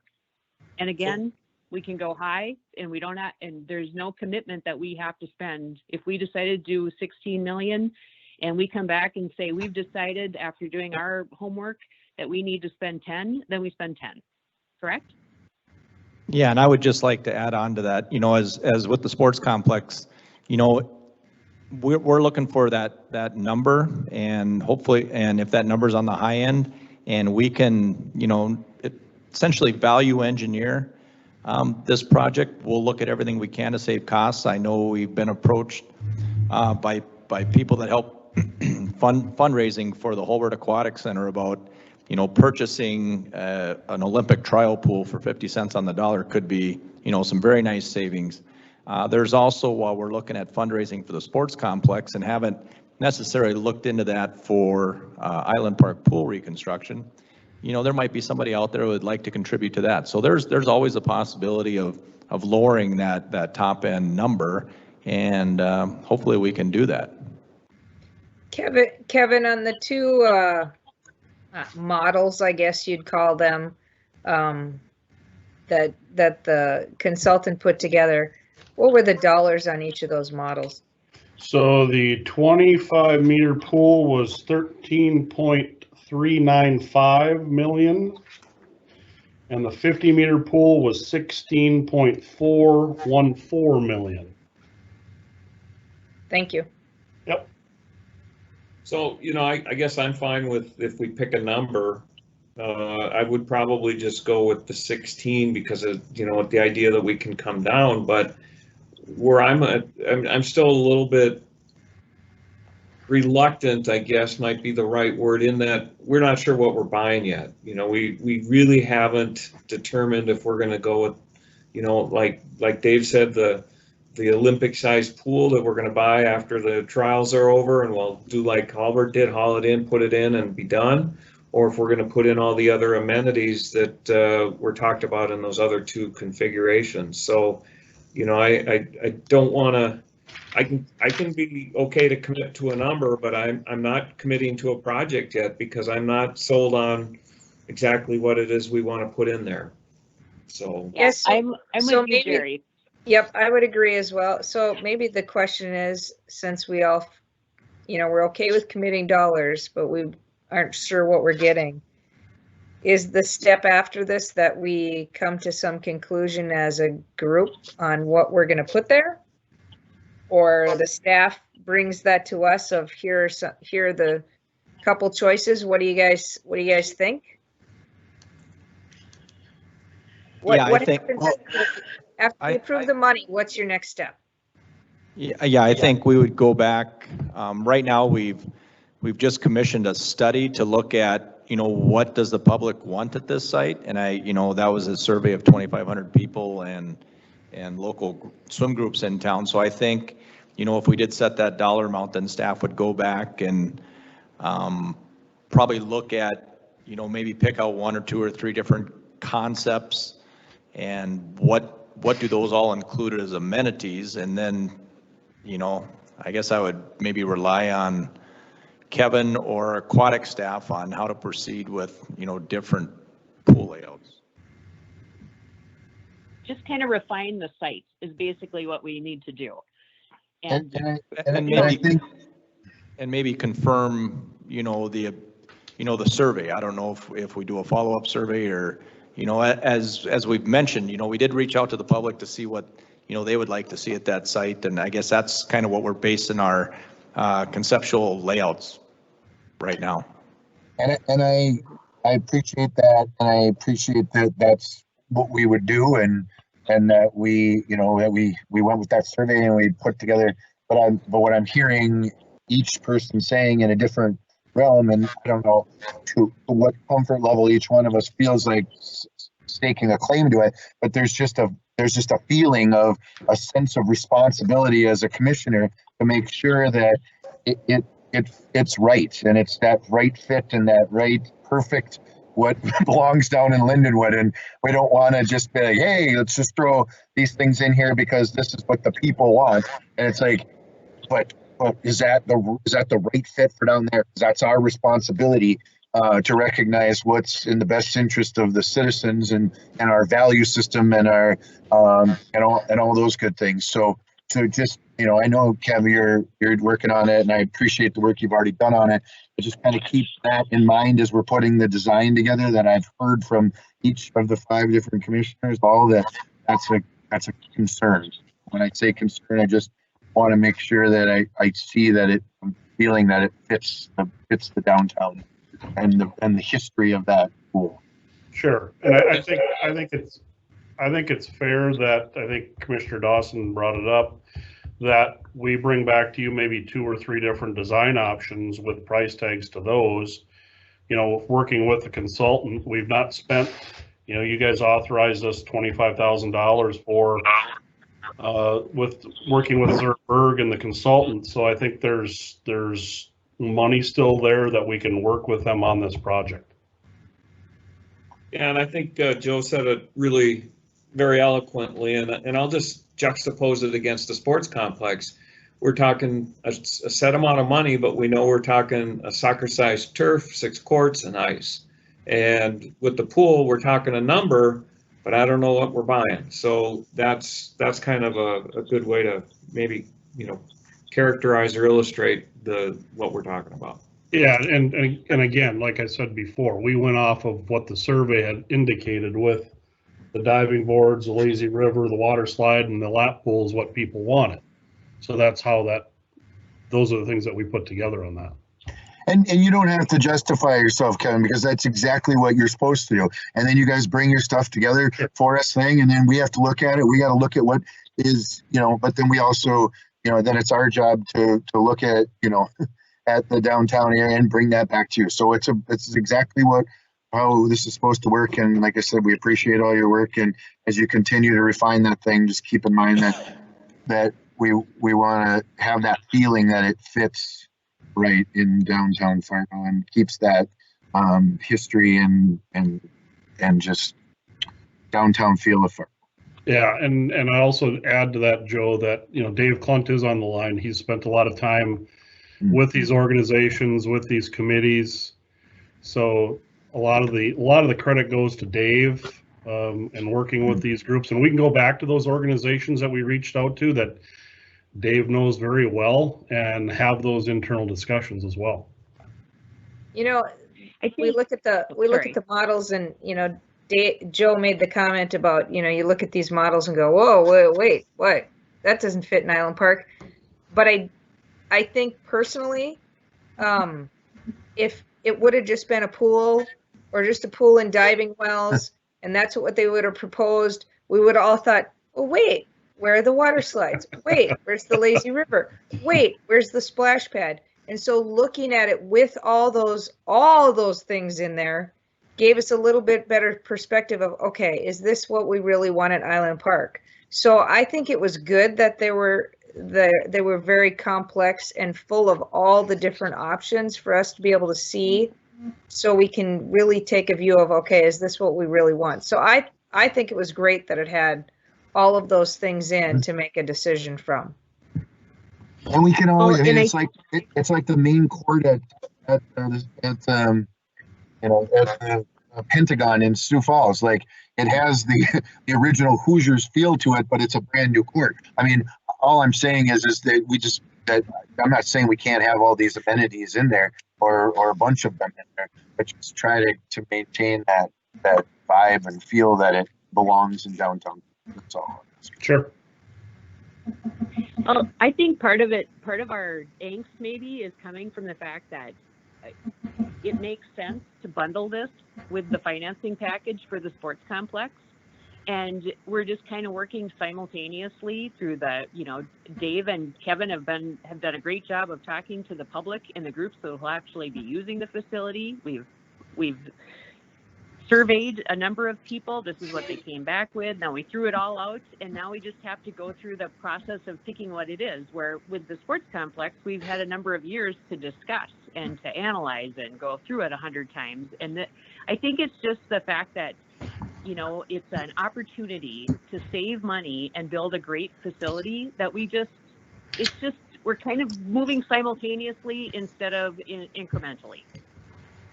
So. Kevin, can you tell us, and you don't have to tell us right now, but what's the life expectancy of a future pool? Is it still that same 25 to 30 years? And does it depend if it's a lap pool, a diving well, a lazy river, a splash pad, or whatever? And again, you don't have to have those answers now. That's something you could share with us later. I'd appreciate it. Sure. And right off the top of my head, I would assume that it's the 25 to 30 with the construction and the improvements from construction since it was built 44 years ago has improved. I would say that we would need to look at these facilities and that, you know, that 20 to 25 to 30 year mark. Sure. Well, I will move that the Fargo Park District commit up to $16 million for the remodel and replacement of the Island Park pool and direct administration to provide details on district funding model as needed to determine debt financing needs and timelines. Second. Oh, Terry's got it. I got the last one. Okay, we have a motion and a second. Is there more discussion? So one thing I would add, we did reach out to Tony, Dave and I did on Monday, and for like a timeline, just so you guys understand that if we are to move ahead with this and, you know, get the design figured out, we could possibly start construction in August, which would be, we would be down for 1 year and then be operational that following summer. So just to kind of give you an idea, it's possible we get construction started in August. So just wanted to let you know. Wait, hold on, Kevin. I think we need to clarify that. If we were able to start at the end of the pool season, you know, and this is me talking, I mean, maybe I'm out on side of the information, but we could start the demo this fall, but right. Next year we would be without Island Park pool. It would take all next summer to construct. Yes. So yes. It'd be 2023. We'd miss one season. Yes, that's what I said. Okay. Perfect. Okay. Is there more discussion? Thank you to there being none. Thank you to Dave and Kevin and everybody else who Dave Plant and Kevin and everybody else who put in all this time trying to figure this out, because this is a big deal, and as you've heard from a number of commissioners, it's, you know, we hold this dear to our heart and we want to make sure we get it right. It's a team effort. Agreed. Thanks you for all your work, Agreed. Dave. Okay. We need to pull the board. Commissioner Deutsch. Aye. Commissioner Rosted. Yes. Commissioner Dawson. Aye. Commissioner Morgan. Aye. Commissioner Griggs. Aye. Motion carried. Thank you. Thank you, everyone. Thank you. All right. And we're on to number 7, board to discuss City of Fargo flood mitigation project as it relates to Oak Grove Park. Dave Dietz, presenter. Thank you, Madam President. Commissioners, in your packet is information regarding to a city flood mitigation project that they'd like to do. We've been working with the city over the course of the last several years on various flood mitigation projects throughout the city. This particular one, they came to us initially, to the committee actually, initially in July 29th of 2020. They more recently came back with their final design and proposal on February 24th of this year to our committee meeting and versed the committee on what the project entails. That committee voted to bring it to the full board for further discussion. So joining us tonight are Brenda Derrick, Nathan Borboom, and Sean Bollinger from the City of Fargo, and Mike Love from Houston Engineering. So I'll turn it over to Nathan and he can describe the project to us. Thanks, Dave. Yeah, thanks, commissioners, for letting us present to you tonight on important project here for the city that once completed will complete all the remaining flood mitigation work within the Oak Grove neighborhood. Actually, this project that we're going to be discussing here tonight is the lowest area remaining within the city that does not have permanent levees or flood walls constructed quite yet. So if we were to have a spring flood this spring, which luckily it looks like we're not going to, this would be the first location that we would be having to construct emergency levees in order to hold back floodwaters, or hopefully hold back those floodwaters. So like I said, we plan on hopefully constructing this project this upcoming summer, and once completed, I think it's important to note that we'll have a continuous line of protection from MP Avenue all the way up to Jack Williams Stadium. This is a very big achievement for the city to have all this work completed and create this continuous line of protection. And I had to thank you guys as a park district for allowing us to impact quite a bit of your facilities, not only on this stretch, Nicholson Field and this park here we're going to discuss tonight, but even other locations throughout the city. You guys have been a great partner for the city to allow us to be able to complete all the 21 plus miles of levees and flood walls we've done since 2009. So yeah, what are we looking to construct this summer in this neighborhood? As you can see on your screen here today, is going to be a combination of both levees and flood walls. So if you start at the south end of the neighborhood over on the west side by the word terrace, we'll start with the green is showing where we'll be constructing an earthen levee. That'll go up to the corner of Ash Street and South Terrace, which will switch to a flood wall at that point, cross the southern entrance of the park, so actually down to South Carolina, if that's you running the corner. Yep. So we'll have a flood wall there for the entrance that goes into the park. Those will be removable flood wall panels, and we'll switch back to a levee once we cross that park entrance road. Carry that levee all the way up to the north entrance into the park, which will switch to a flood wall, and that flood wall will then turn wrap west and extend all the way over to the existing levee we have that goes into Nicholson Field. So some of the improvements that will be seen for your guys' facilities as a result of this project will be the bike path that runs out of Wildflower Grove Park.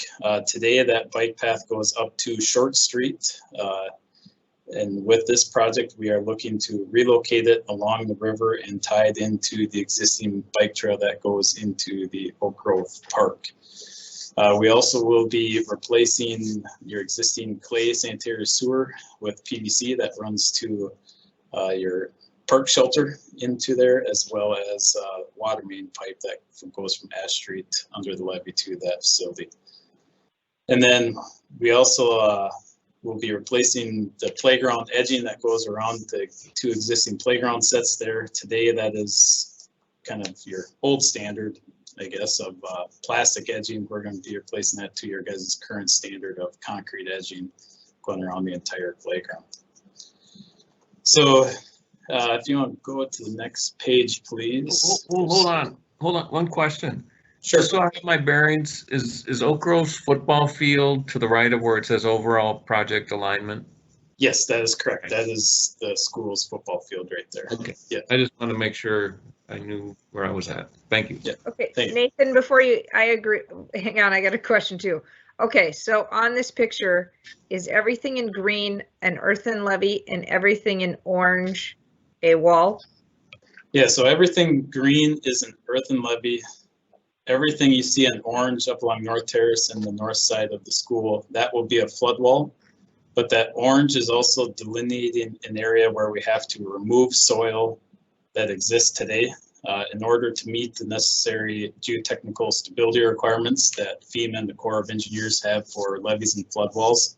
We actually have to go and unload or remove some soil to reduce the weight on the riverbank through that stretch. Okay, so you have it orange for other reasons, but I can see it as orange as that's all flood wall. Yes, that's correct. Yes. There's okay. It's tough to see. There's a red line in there that designates where that flood wall will be located. Gotcha. And so the flood, you mentioned that the wall I'm guessing from the top of the green earthen levee, wrapping past the north side of the school, that's all removable up to where it gets fat? No, so, yeah, great question. So we can start down at where the south entrance road into the park. There will be a removable flood wall there, as well as some permanent concrete flood wall, but they're removable only where the road actually is. And then going up to the north entrance road, there'll be a stretch of removable flood wall there, but then when it turns back to that pink reddish, you'll switch to just a concrete flood wall. And then right where that number 55 sits, right there, yep, that is another removable section to allow for Oak Grove schools to go down to their football field. And then from there, it will be one continuous flood wall all the way over to where it ties into the levee. That piece will be permanent. Yep, that'll be a permanent wall. Okay. And maybe you're going to address this at a later point, but at our last meeting, we were discussing the difference between the flood wall and the levee and the dollars that would be incurred, and the flood wall being significantly more expensive than just an earthen levee. And so I didn't know if is there a rhyme or reason why the earthen levee would be on the east side and the north side would be flood wall? It's all, so we tried to do levee as much as possible throughout the city when we're building flood protection. Flood walls are used in areas where we have those geotechnical stability constraints. So the north side of this project on North Terrace and then the north side of the Oak Grove School is areas where if we went and constructed a standard earthen levee, we would not meet the necessary factors of safety that the Corps of Engineers and FEMA have in place to make sure that the project long-term is stable and we're not constructing something that potentially could slip into the river, basically. Got it. So anytime you have the opportunity, you're going to put up a levee. Absolutely. Yep. Thank you. And that's a great question. We got next couple of PDFs here will show us some of those cost differences you mentioned. Nathan, before we go to the next slide, just want to mention that the Barnhart Memorial there, that's at the intersection of Ash Street and South Terrace, will be relocated to where Carolyn is moving her hand right there. So we've talked to Dr. Tom about that, and just he's okay with that. Yeah, Thanks, thank you, Dave. I have a couple questions. The path that goes through the wildflower garden, you know, comes into the area, and then will it be then turning to the east? Because I think, doesn't it right now, there's a little pathway, a sidewalk that goes up to the South Terrace? Yep, that's correct. So that the pathway that goes up to South Terrace today will no longer exist after this project, and instead it'll be rerouted where that gray shading is into the park and tie into the existing trail that goes into the park and eventually ties into the pedestrian bridge that goes over into Moorhead. So it'll come up from the south then and tie into this green area that I'm looking at right here? It'll tie in right where the cursor is. Yep. So it'll come in from the south and tie in and continue that where the gray shading area is. Okay.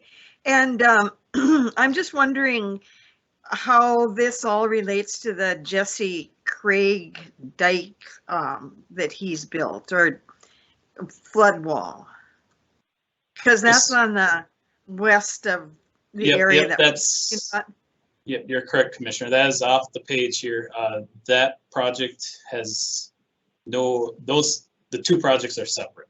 So this project is a standalone project that we're constructing. The Jesse Craig one that you're referring to is another one that's going to be under construction this summer, but they are two separate ones that will be constructed independently. Okay, and do both of them have to do with the park district? No, the other one is going to be constructed within an easement on Jesse Craig's property or on city-owned property. And so that cost will be split between Jesse Craig and the city? Yes, the city has an agreement on how that will be funded with Jesse Craig, or that. Okay, one of the reasons I'm asking is that this looks like such a sophisticated design, and I was just wondering if there was going to be a failure, because it's all right in the same area, a failure once you get over to the Jesse Craig side of it, or is it going to be equal to this one? The levees that will be constructed here will all be at equal height. So the city, throughout the entire city, we are constructing all levees and flood walls to the same height. So levees are being constructed to a river stage of 44 feet, and a flood wall is constructed to a river stage of 45 feet. So that'll be uniform then in that Yep. whole wildflower area. Yep, that'll be uniform throughout the entire area, which, like I mentioned a little bit earlier, will result in that continuous line of protection from NP Avenue all the way up to Jack Williams Station at that minimum height of river stage of 44 feet. Okay, thank you. Yes. So, yes, please, Caroline, if you could go to the next slide. Thank you. So the top map, or excuse me, the bottom one here is the original levee alignment that we brought forward back in July that Dave previously mentioned at your facilities committee meeting. At that time, we were still constructing the same levee that we're proposing today, only it was shifted a little bit further to the east to maintain no impacts on Ash Street. So with that footprint, we were impacting the playground, some of the playgrounds equipment there. You can see that the levee got extended into the playground through there and further impacted some additional trees on there as well. So then on the top there is our current alignment that we're proposing to construct this summer. You can see we have shifted the alignment to the west further, right to the back of the curb on the north side of the project, and then on the south side we are actually eliminating the existing parking stalls on Ash Street to further shift everything to the west. By doing that, we have eliminated the impacts to the playground, which as well as have reduced the tree impacts by 10 as well by shifting it this way. And of course, one thing that we did not ever look at was where that new playground could potentially be relocated, and if it was to be relocated in the park with that original alignment, I would suspect there had been additional tree impacts with that original levee alignment as well. So we refined this project as much as we can, in order to still maintain that levee height that we need and try to reduce those impacts to your facilities as much as possible. So if you go to the next slide, is the comparison between the levee alignment we're proposing here today. So that is on the top again of the PDF, and then the bottom one is the flood wall alternative that we've also looked at. So the flood wall alternative is quite expensive compared to that levee alternative. It's approximately $2 million additional to construct that flood wall. So it would be that red line that's shown on the bottom map there. That would be the location of the flood wall. That would reduce the tree impacts by this project though by about 16 trees by constructing the levee. But again, that would cost $2 million additional to construct it. So that is why we ended up proposing the levee as you see today across your property. And with that, I can sure open it up for any questions. Well, we obviously it's nice to have less trees impacted. I like the idea of the earthen dike where you can just walk up over the dike to the park versus the wall. It's going to flow much easier. It's going to look much better in the long run.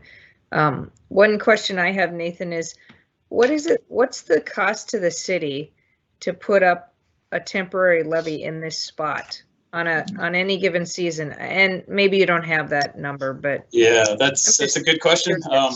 I don't have that number readily available. It's a lot of labor and a lot of dirt. It's a lot of labor and it's a lot of dirt. Yep. So, and of course, it's all about timing to make sure that you get constructed at the appropriate time as those floodwaters are rising as well.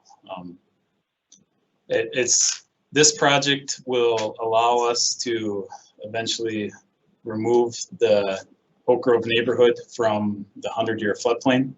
If we can stuck with an emergency levy as our flood protection plan through here, this neighborhood would remain in the 100-year floodplain. You cannot accredit a levy system that relies on emergency levies, but FEMA will not allow that. So Sure. this will allow us to remove this area from the 100-year floodplain by completing this project as well. So one thing I did forget to mention that, you know, we do understand, you know, that the trees are, you know, a valuable item for the park district and for the entire community. We try to mitigate our impacts as much as possible. Unfortunately, with some of these levy projects, the impacts are just unavoidable. And we make sure that we work closely with your forester as well as the city forester to replant the trees that we are impacting at least a 2-to-1 replacement value within the general neighborhood as well. So we're planning on replanting the trees that we remove here within the Oak Grove Park, similar to what we've done on other flood projects. I'd like to ask, not knowing much about this project, what you were speaking about earlier was thanking the Park District for its cooperation with the project. On my phone, but I'll just call it instead. Anyway, the question is, so are you asking the Park District isn't putting funds toward this project, is that right? Where it's just cooperating in the sense of donating land? Yeah, thank you, Commissioner. That's a good question. If you go to the next slide, we are looking to acquire a permanent easement from the Park District for allowing us to be able to construct and long-term operate and maintain the levee on your property. So, and this is something that we actually have completed an appraisal to put a valuation on this easement. And that valuation was just under $20,000, which Sean Bollinger can answer any questions regarding the appraisal process here. So we are not looking for any funding from the Park District to construct this project. This project is being constructed through a combination of sales tax dollars that the city of Fargo collects, as well as state of North Dakota grant funds that the legislature has appropriated for in-town projects, as well as the overall diversion project. Thank you. Yep. And one thing I should mention too, that this project is necessary long-term, even with the diversion project. So right now we are constructing levees throughout the city, wherever that we would need emergency measures for a flood event of 37 feet. Because with the fargo-moorhead diversion project that is currently under construction on the 100-year flood, we will still be passing flows through town at a river stage of 37 feet. So this project will be relied on to safely pass those 100-year flows through the city.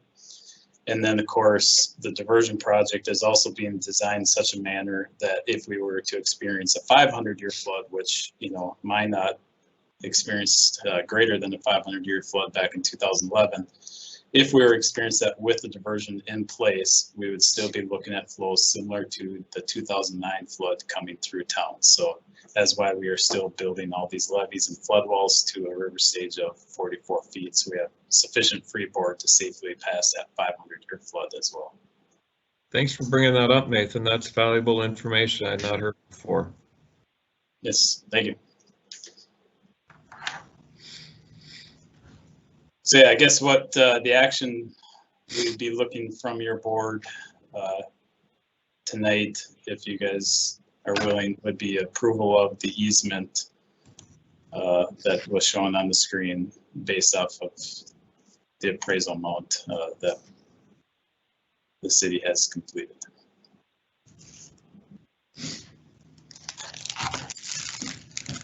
Do we have a motion? I will make that motion to allow for the easement in order to bring the dikes up to, was it 44 feet or whatever we needed? However, I need to finish it. I don't see it on the. Does that work, Nathan? Is that close enough or? Yeah, I think that works. It's to approve the proposed easement.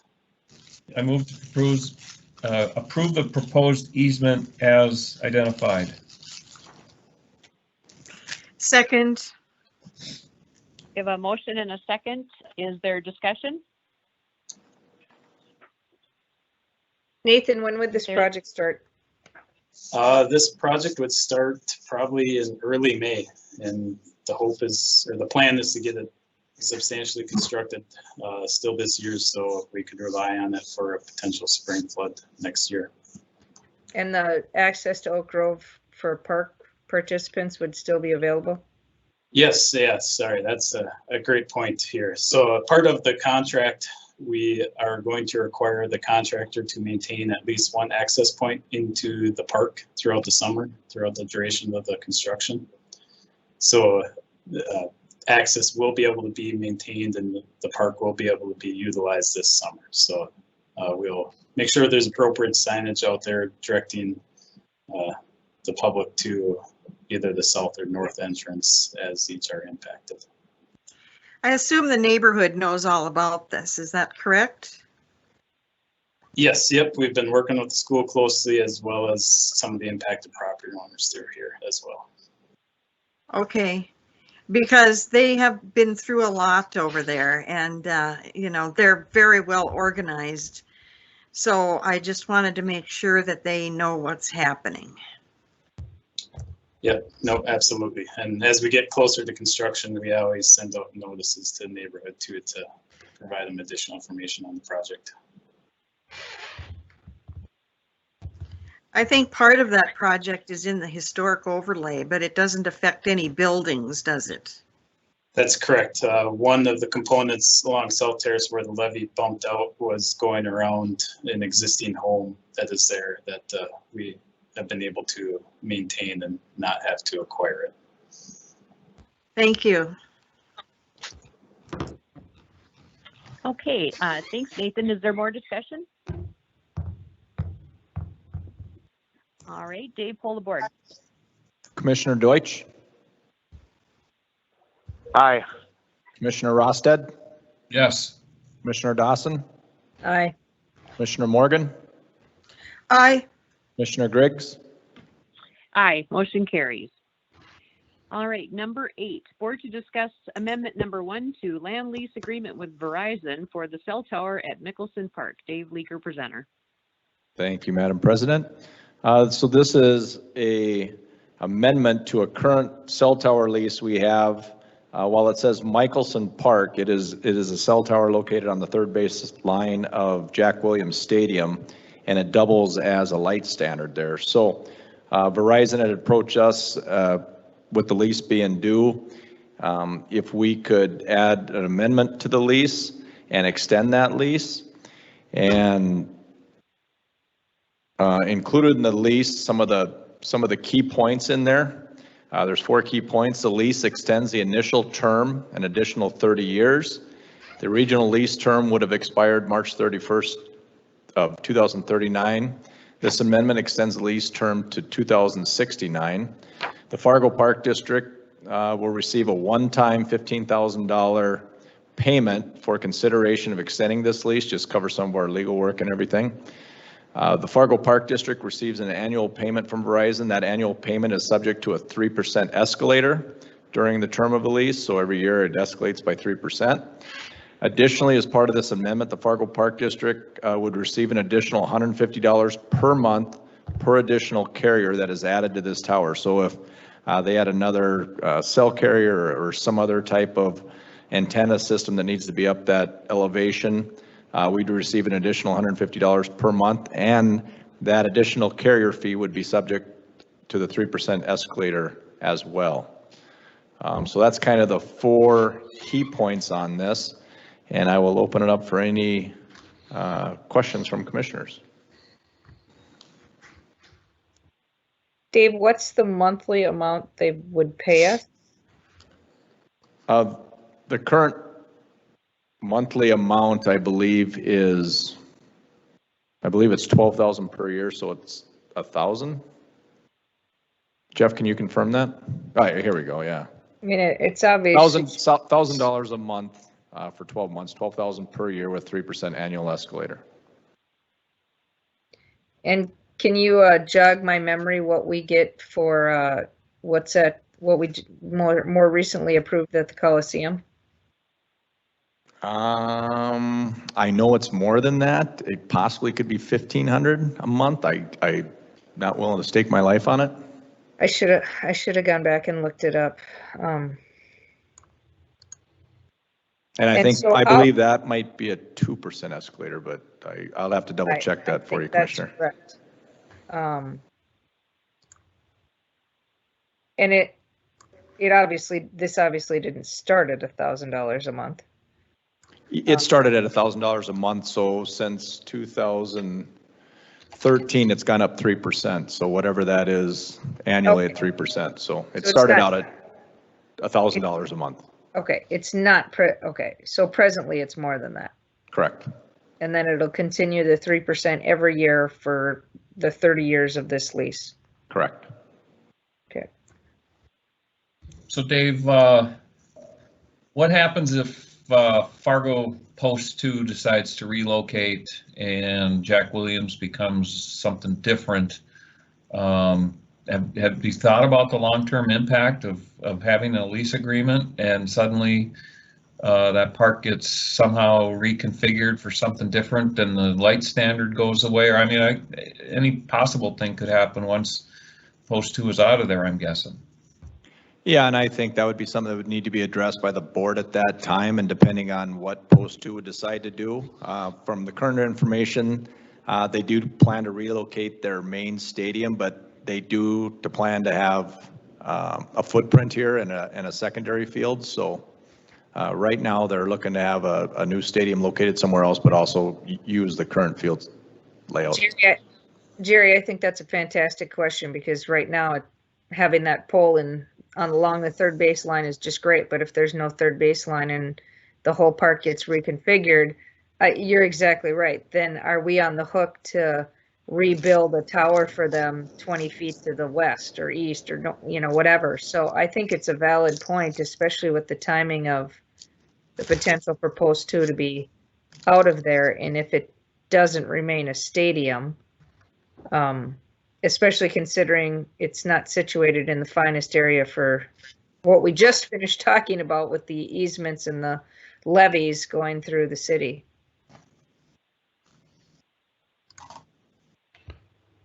Commissioners, you asked about the terms at the Coliseum. Dave is right. That is a $1,500 a month rent with a 3% annual increase. Thank you, Kevin. Is that also with Verizon? Correct. And do we know what the exact dollars of this one is? Because if it was $1,000 years ago, it's more now. And I don't have my, scientific calculator handy.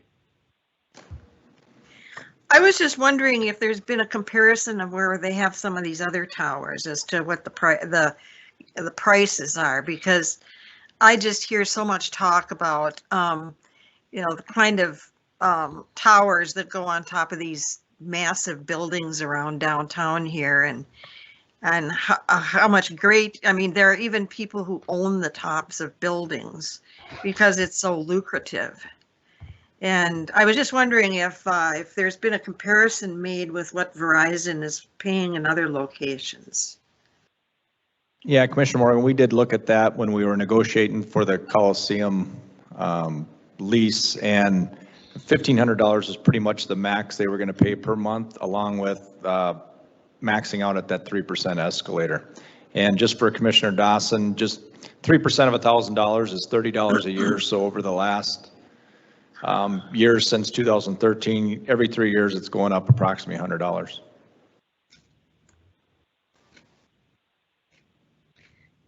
Can you confirm that, Brock? 3% of $1,000 is $30, but that's your monthly amount. Yep. Right? Yep. Correct. Yep, correct. That's your monthly amount, so it's going up that 360 annually, and then it's the 3% on that escalator each time. So there's a kind of a percent on a percent multiplier there. Yeah, and I don't know the exact dollar amount because I did not look at that to calculate that out for us. Yeah, and we started in 2014, so my guess is it's probably close to the 1,500 we're at the Coliseum. Correct, between 14 and 15.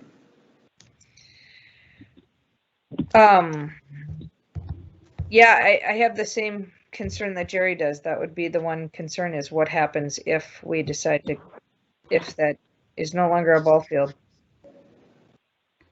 So commissioners, the one thing I would say about that is if it's no longer a ball field, and depending on what if it doesn't say with post 2, then you have the same assignment of lease that we just went through with Big Herbs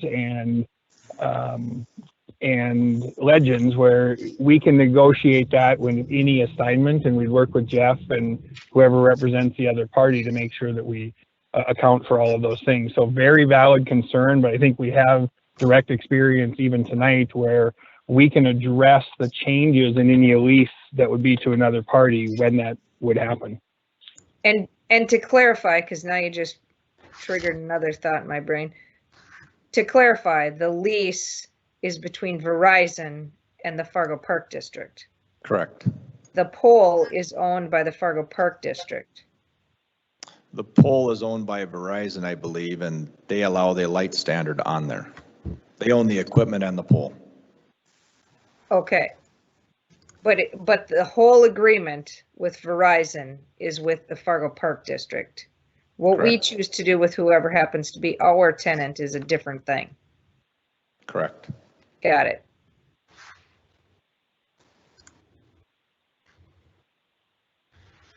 Okay. I'd like to make a motion. Sorry. That's okay. Thank you. Is there a second? Second.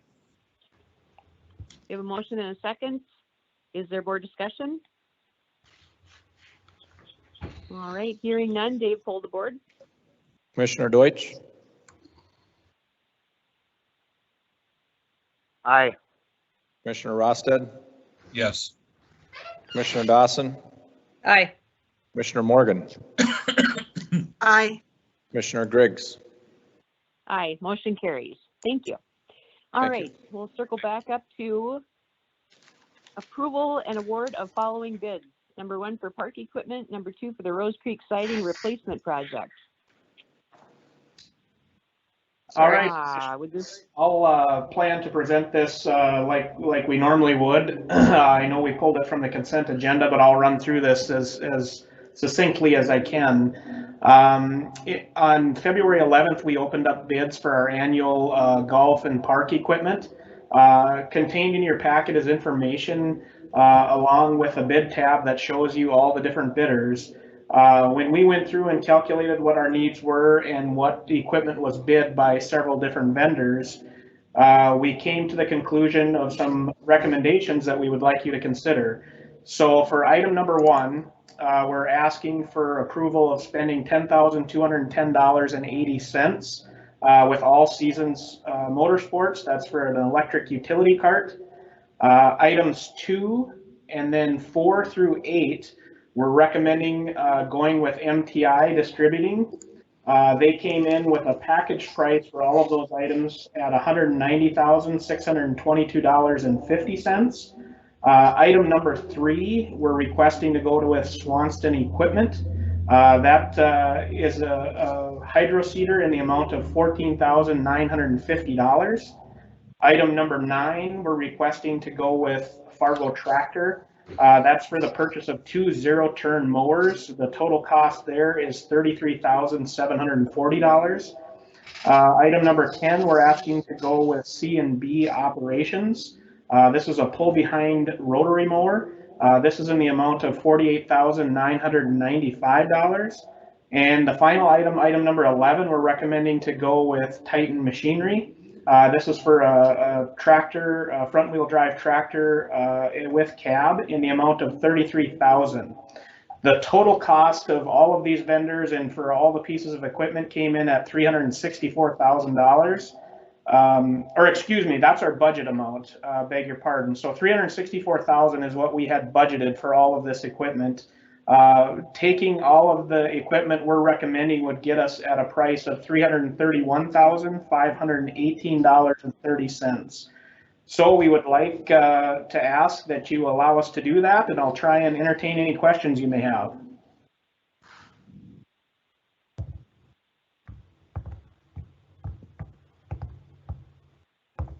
I appreciate you going through all that, Dave, and I'm sorry for all the extra hassle. I really like that we can pick and choose single items from various vendors, and I appreciate the vendors that put together packages too, as far as if you buy them all, you know, they're going to cut a little of the cost off. So that's nice too. It looks like a good list.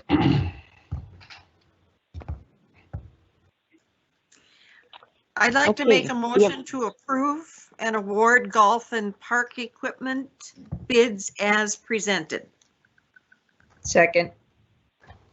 We have a motion and a second. Is there more discussion? There being none, Dave, pull the board. Commissioner Deutsch, Aye. Commissioner Rosted, Yes. Commissioner Dawson, Aye. Commissioner Morgan,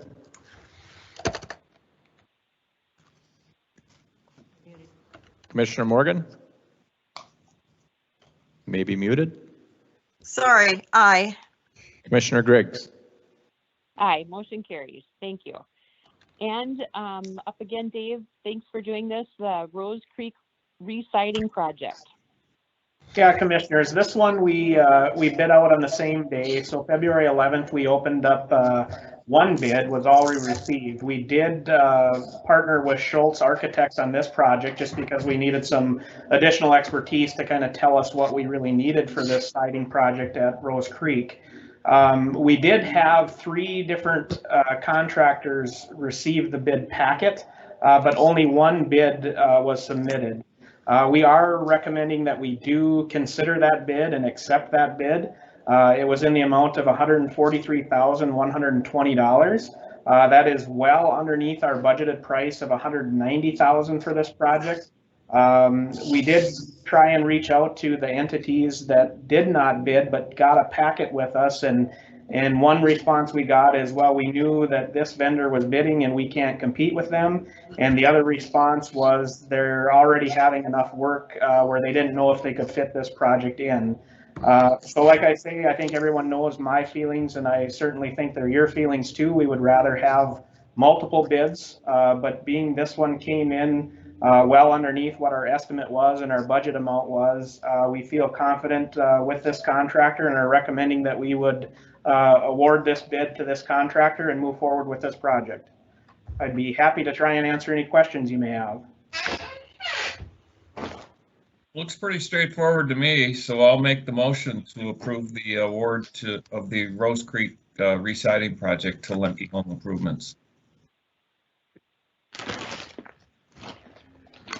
Second. Okay, go for it, Stacy. We have a motion and a second. Is there more discussion? Hearing none, Dave, pull the board. Commissioner Deutsch,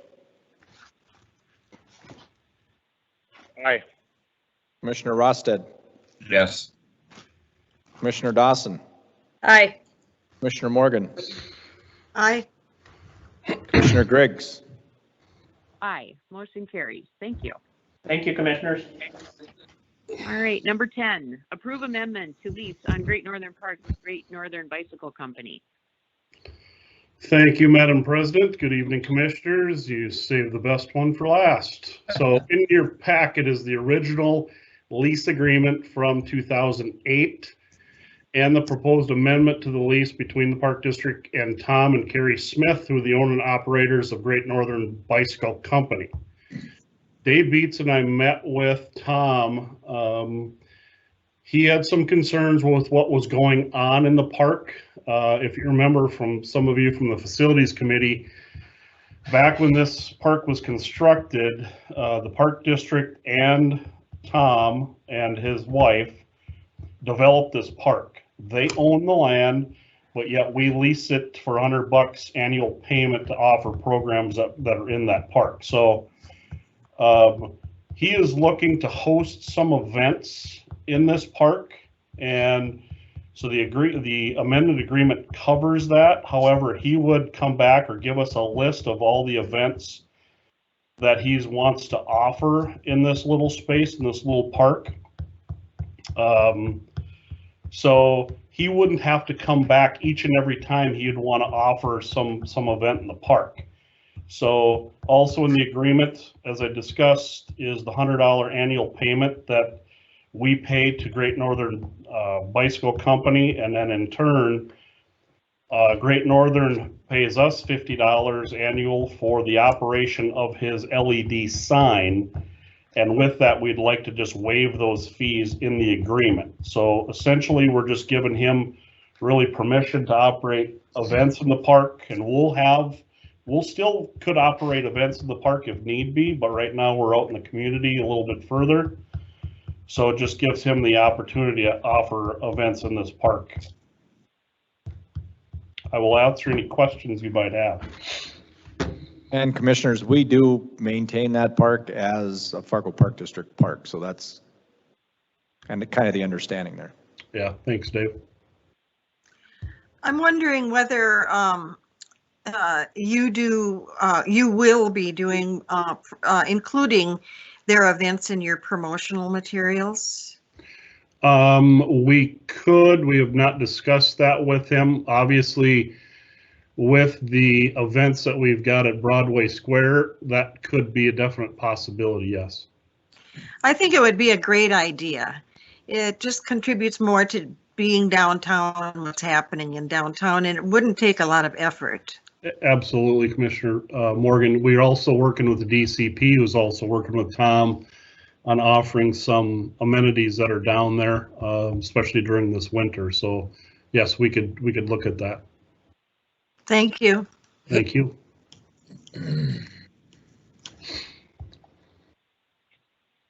Okay, any further discussion or questions for Kevin? Do we have a motion?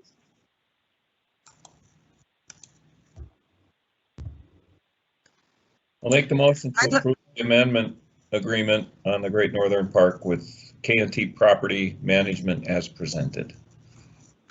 Second. We have a motion and a second. Is there discussion? Hearing none. Dave, poll the board. Commissioner Deutsch? Aye. Commissioner Rosted? Yes. Commissioner Dawson? Aye. Commissioner Morgan? Aye. Commissioner Griggs? Aye. Motion carries. Thank you, Commissioners. Any further business to come before the board? Just one quick question for, this is probably for Joe Deutsch. Is this like one of the longest meetings you've ever been in? Yes. It has to rank right up there. I'm glad you said yes, because I was beginning to wonder if this was the norm. No. The good news is, we're 2 minutes away from 8 o'clock in the Bison basketball game in minutes, so. All right. Do we have a motion to adjourn? I'll move to adjourn. Thank you. Thanks, everyone. Thanks for everybody's hard work on this. Thank you. Thanks, everyone. Thanks, Commissioners.